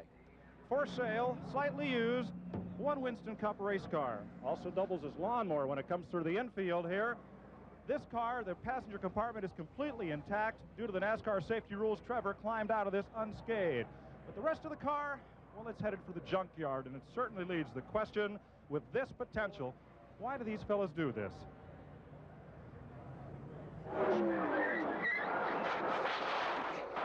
As you watch a major incident unfold at 200 miles per hour, it leaves an indelible memory imprint. Those terrifying seconds when a driver's life is in the balance, they're not easily forgotten. So how is it that moments after something as frightening as this, that other drivers go about their business, a business which could tap them next with such seeming ease? It can't happen to me, even though I can show you a few places and broke feet and ribs and cut places. But basically, it always happens to the other fellow, and it's just part of the sport that I have never really thought that much about. Phil Parsons, brother of former Daytona winner Benny Parsons, survived this terrifying series of spirals last May at Talladega, Alabama, and he never looked back. There's nothing like racing to me. It's in my blood. It's all I've ever wanted to do, and it's all I ever want to do. And I'm not going to let a little thing like a little crash take it out of me. For brother Benny, it was a different story, briefly. I rode by, and the car was laying there on the roof, front burning. And, I mean, that's probably one of the worst moments of my life. I mean, it really was. It was horrendous. I mean, I thought I would be able to handle it. You know, I just thought I'd be able to, but I couldn't. It doesn't happen often, but when it does, the top drivers mentally put it away. It's called racing attitude. On this level of the game, there is no room for any other attitude. We are back live. They've just taken the green flag as they approach the first turn. They're coming back to full speed another time. Ron Bouchard of Fitchburg, Massachusetts, the 1981 winner of the event, is riding in first place as they go down into the back straightaway. In second place is car 75, and that is the Dave Marcus car, the man who won this race many years ago from the pole position, the only man to ever win it from the pole. And then comes Darrell Waltrip in third. We're live with you at the Alabama International Motor Speedway. They will complete 162 of 188 laps this time by. And Jarrett, we now have 14 cars gathered up for the finish. And the strategy of the pit stop, need for a pit stop for fuel has gone out the window. They can all go the distance now, so it is going to be some kind of a shootout right down to the end. The frenzied action is all right here on the high banks of the Alabama International Motor Speedway. Ron Bouchard up in front. That second spot now belongs to Darrell Waltrip, the only two-time winner of the event, goes to the inside. He fires up into turn number 3 and goes for the lead, and Baker in the Ford comes with him. Baker has proven all afternoon that Ford has what it takes to get up front and to run among the front runners here all afternoon. Now, Waltrip really, he's shown some strength several different times, but now, as Benny said earlier, we're running for the roses now, and the cash is on the line, so he'll show what he has. Across the line, Waltrip becomes the 16th different leader in the event. If more than 10 cars finish in the lead lap, that would be a record for this race. Looks like we're going to have it. There you see them. Out of 2. Back for another time at first comes Baker, and with him comes Bouchard, and Waltrip is falling back. Waltrip made that move in the last lap of the International Race of Champions, which you saw at the top of our program today, that gave him the win, and he came from 4th or 5th. Baker does not want to be in this position, Ken, because he lost in Daytona a couple of years being the leader and leading the race for the last 20, 30 laps, and Kill Yarborough slingshot by him. He does not want to be in front, but I think he felt like Darrell Waltrip was just a bit too slow for him, and therefore he passed Darrell. Now you see Earnhardt in 4th, and you see Labonte up to 5th. Sometimes they'll make a pass of that sort, too, hoping that the car that they're bringing with them might just give them a good shot, that they might move out 8 or 10 car lengths and hopefully break the draft from the other cars back there. But as close as these cars have been running here all day long, I don't see that happening. They get 4 or 5 car lengths like we see right there on Waltrip, but I think they'll be able to pick that up and pick right back up through the front runners. Bill Elliott's car that started outside of the front row back in 8th or 9th, right behind Cale Yarborough. Here they are, back for the tri-oval. 200 miles an hour. Lined up on parade. 8th position. Elliott right in front of him. Yarborough. Now Yarborough takes a meander up the outside. Allison blocked that effort. Back straightaway. Top 9 all together. Here's Bouchard riding right to Baker. Laps complete, 166 of 188 this time by. Again, there have been some awfully good finishes here at Talladega, at Daytona, Charlotte, wherever. Last Sunday at Pocono, Pennsylvania, tremendous finish among 3 cars battling for the lead. But never in the history of the sport have we had this many cars running this strong, this near the end of the race. I think that we're going to be in for history. And all with full tanks. There's always been that fallout with pit stops and green flag conditions. That is not the case here. Well, certainly the fans don't want to go away. They better stay glued to their TV sets, as these fans here are just standing up. They haven't had much sitting time here this afternoon. They didn't really need these seats here today.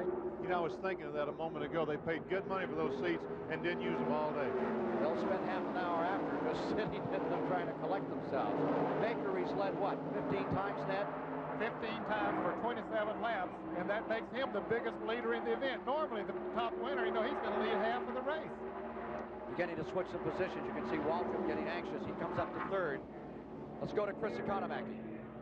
Well, Ken, there's smiles up and down pit road here. All the mechanics and crew chiefs have done their work. They all say now that it's up to the driver. There's enough gas to go to the end. The tires are good, and it's a driver's going to win this race, not some piece of strategy or some work by a crew chief. And they're all sitting here relaxing, knowing that their man is capable of winning. Thank you, Ken. 3rd place car is now Waltrip, the man who's won it 2 times. Darrell Waltrip, can you be the first driver to win the Talladega 500 3 times?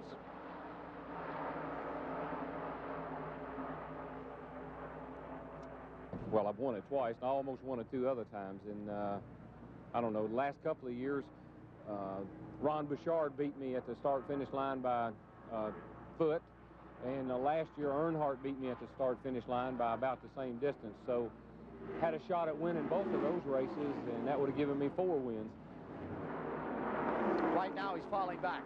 Earnhardt pulling up. Yes, the car doesn't seem to be that strong. He got up in front there a moment ago, but he wasn't able to stay up there. As Benny pointed out, Baker wanted to get back in front of him because he didn't think Waltrip was leading him fast enough. Waltrip's able to stay in there in 4th place right now, but it just doesn't seem to have the muscle, Benny. He doesn't seem to have the muscle to stay up front with those good cars, with the Bakers, the Bouchards, and the Yarboroughs. You know, Cale Yarborough, the pole sitter, is back in the 6th or 7th spot right now, trying his best to get through traffic. But he's got 6 good cars almost as fast as he right in front of him. He can't make it. 169 this time by. 15 cars in the lead lap. Bobby Hillen out of Midland, Texas, 20 years old, is still up here. 15 cars in the lead lap. He's the 15th. 14th right now is Ricky Rudd. Then Tommy Els, we got an and engine there's a smoker scattering. down on the Looks inside. like Arrington. Buddy Arrington. Chrysler. He Going gets to it low on the racetrack.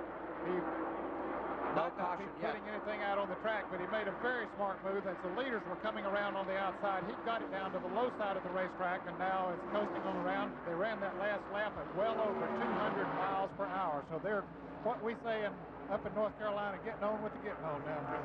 170 laps this time by will have been completed of the 188.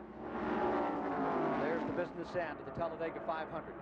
It's Kyle Petty down on the inside. He's been running at reduced speed for some time now. He had an overheating problem early in the race, lost a number of laps in the pit, so he's just trying to ride it out, get whatever points he can. Nearly $500,000 at stake.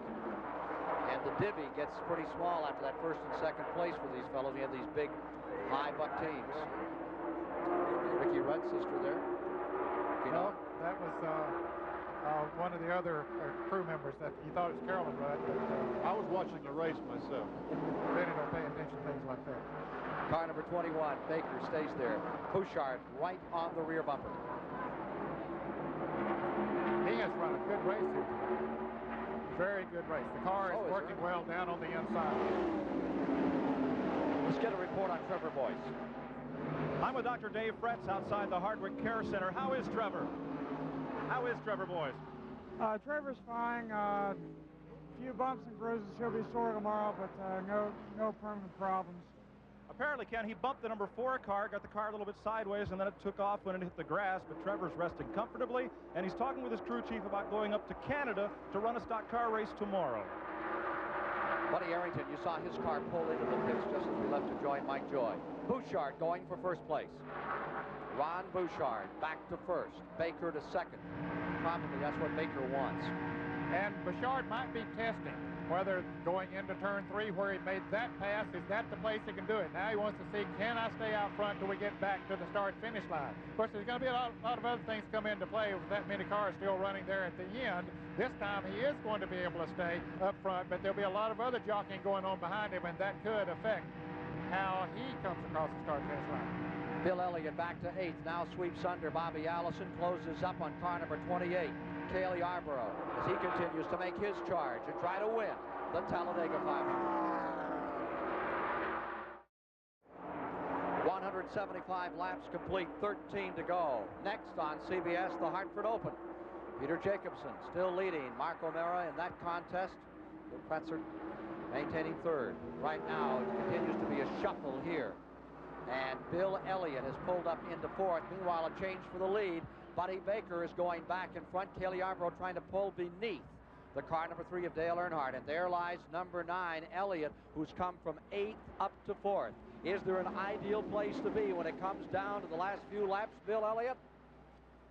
It's hard to say, depending on how many cars are left in the lead lap, because that has always changed the situation.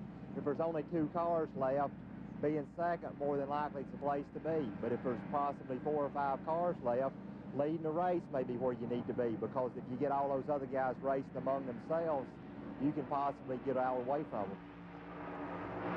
For all the marbles, Elliott has been riding down on the inside Benny Parsons and seems to make that car work as well on the bottom side of the track as any car here. He has been as good on the inside as anyone. Terry Labonte just a moment ago passed several cars on the inside and went to second place.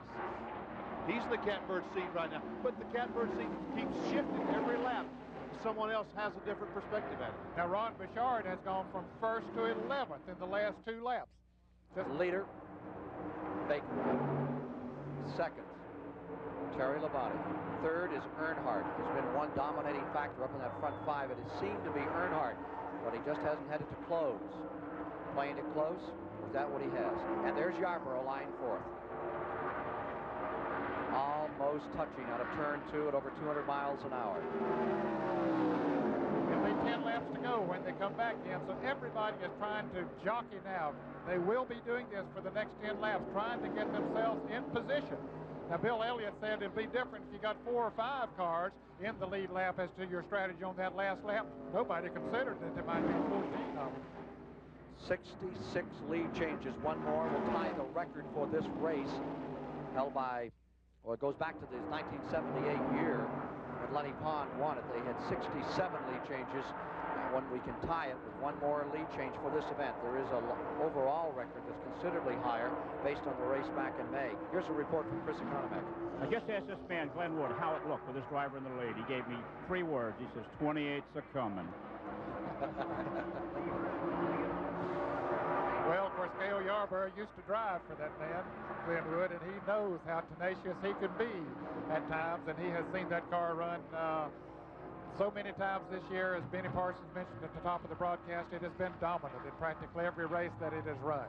Out of turn number 4, back for the tri-oval another time. Baker is getting himself about a 5-car length advantage. Earnhardt is in second, Cale is in third, Labonte is in fourth, Allison is in fifth, Lake Speed is in 6th. Waltrip is in 7th. Bill Elliott is following well back. And look at number 4. Here comes Tommy Ellis out of Virginia. Just doing a grand job in this McClure car, staying right in there. Harry Gant up in front of him. Ron Bouchard on his right flank. Out in front, it is still Baker. Baker draws away by 5 car lengths. Bill Elliott right there behind Tommy Ellis, who now puts the pedal down.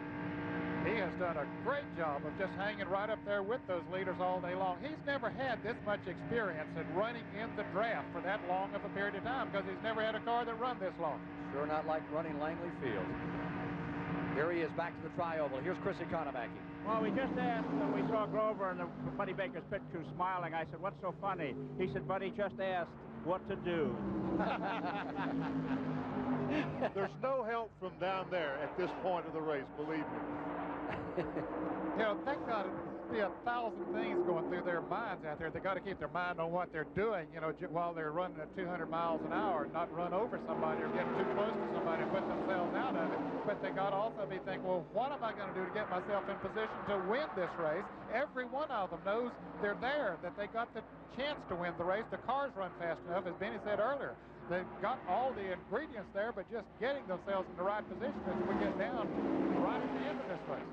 Baker drawing away just a little bit here by about half a car length. Laps complete. As they come down across the start-finish line, sweeping past Kyle Petty coming out of the pit. 181 complete of 188. Trying the bottom of the racetrack. Terry Labonte, number 44, the Billy Hagan car. Crew chief Dale Inman goes into 2nd place. The Waddell Wilson car. The Harry Ranier machine of Cale Yarborough lying 4th. And sandwiching himself in there so neatly is Labonte. Now here he comes, driving to the inside. And Earnhardt comes with him. I'll tell you, that looked strong. When he pulled up coming off of turn 2, slipped right up about 3 cars, and then decided to go ahead and take the lead and did it and moved right out 3 or 4 car lengths in front. They may have Cale hung out to dry. No, he got back in. I thought maybe that now they're going to pass the dominant car in the race. I thought was going to go. He's going on back. They got the 28 car going backwards. Allison pulls up. Bobby Allison becomes a factor once again as he goes to 4th. Baker lies 3rd. Laps running down. And there are 6 to go. 6 laps remaining. We're coming to you live from Talladega, Alabama. You are inside Bill Elliott's car as he begins to make his charge. Final moments of this race at 200 miles per hour. It's being decided. Terry Labonte out of Corpus Christi, Texas, is now leading. Dale Earnhardt, former national champion, winner of this event a year ago, in the 2nd position. There's Earnhardt's wife, Teresa. She naturally is excited. She wants to see him win two in a row here at Talladega. Buddy Baker in that 3rd spot. No one has ever won it back-to-back. Only Waltrip has won it twice. 5 to go as they reach the line. Terry Labonte. They have prepped this car for a considerable amount of time, getting it set for this race. Feeling it was one of the most important races for them this year.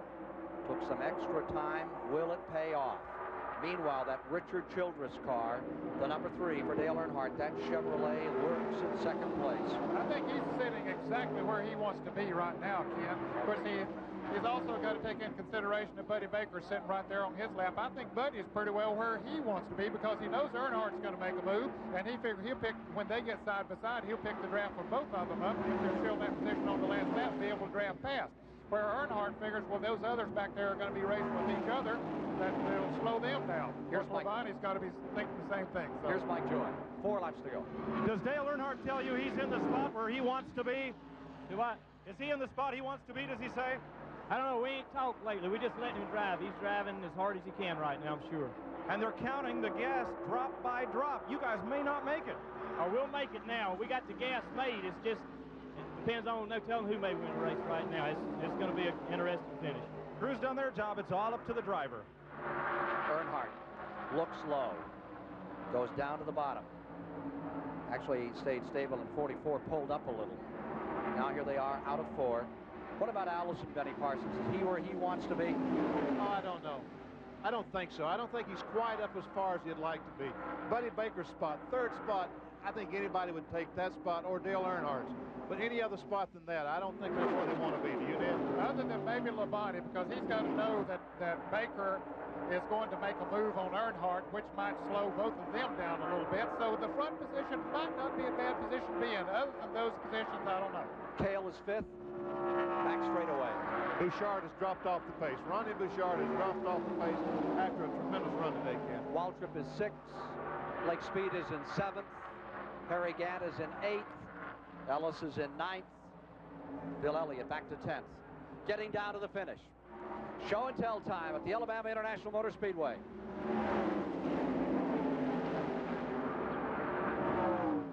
That would be just a fraction over 5 miles to go. 2 laps to go. Joining us for the Greater Hartford, there's 2 laps remaining here in Talladega, Alabama. Dale Inman, crew chief for Terry Labonte. Watching that slim lead, knowing that Earnhardt is getting ready to shoot his shot. And here comes the field closing. A record number of cars clustered together, ready to fight it out at 200 miles an hour. And Harry Gant on the inside. The Bandit in the Haldane Burt Reynolds car, number 33, begins to make his move low on the track. He pulls alongside. He's fighting with Buddy Baker now, trying for 3rd. Now that's one of the better things that can happen to those front 2 cars. Tommy Ellis trying to come up on the inside. They were on the radio trying to get Terry Labonte to get out of the lead, but with all that jockeying going on behind him, he still might be in the best place as they come around for the white flag. 1 lap to go. As this tremendous group of cars thunders into turn number 1. Terry Labonte in front. Earnhardt is there in 2nd. Then in 3rd, it's Buddy Baker on the outside. Bobby Allison is in 4th. Harry Gant is on the inside in 5th. At 200 miles an hour, all of these cars contesting for the lead. Earnhardt closes ground. He's going to try the high side. Earnhardt going to turn 3 at 200 miles an hour. Winds it up, fires it in there. And it's Earnhardt going in front. Baker to 2nd. Labonte back to 3rd. It is still Allison in 4th. And now on the inside, Terry Labonte begins to move. Labonte back to 2nd as they switch positions and shuffle down out of the turn. Dale Break for Earnhardt. They're racing for 2nd back there. Opens the door for Earnhardt. As they come out of the tri-oval, headed for the line. The question will be, who will be 2nd? The checkered flag belongs today to the Richard Childress crew. Dale Earnhardt has done it again. The first man to ever win it 2 years in a row. Dale Earnhardt's crowd on pit road, ecstatic, as they've just done it. The first team to ever win the Talladega 500 2 solid straight times. A brilliant maneuver by Earnhardt in the last moments of the race. It was a very brilliant move.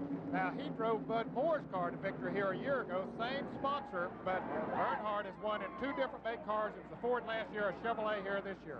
Let's take a look again as well, Ned, for 2nd place as they come to the line.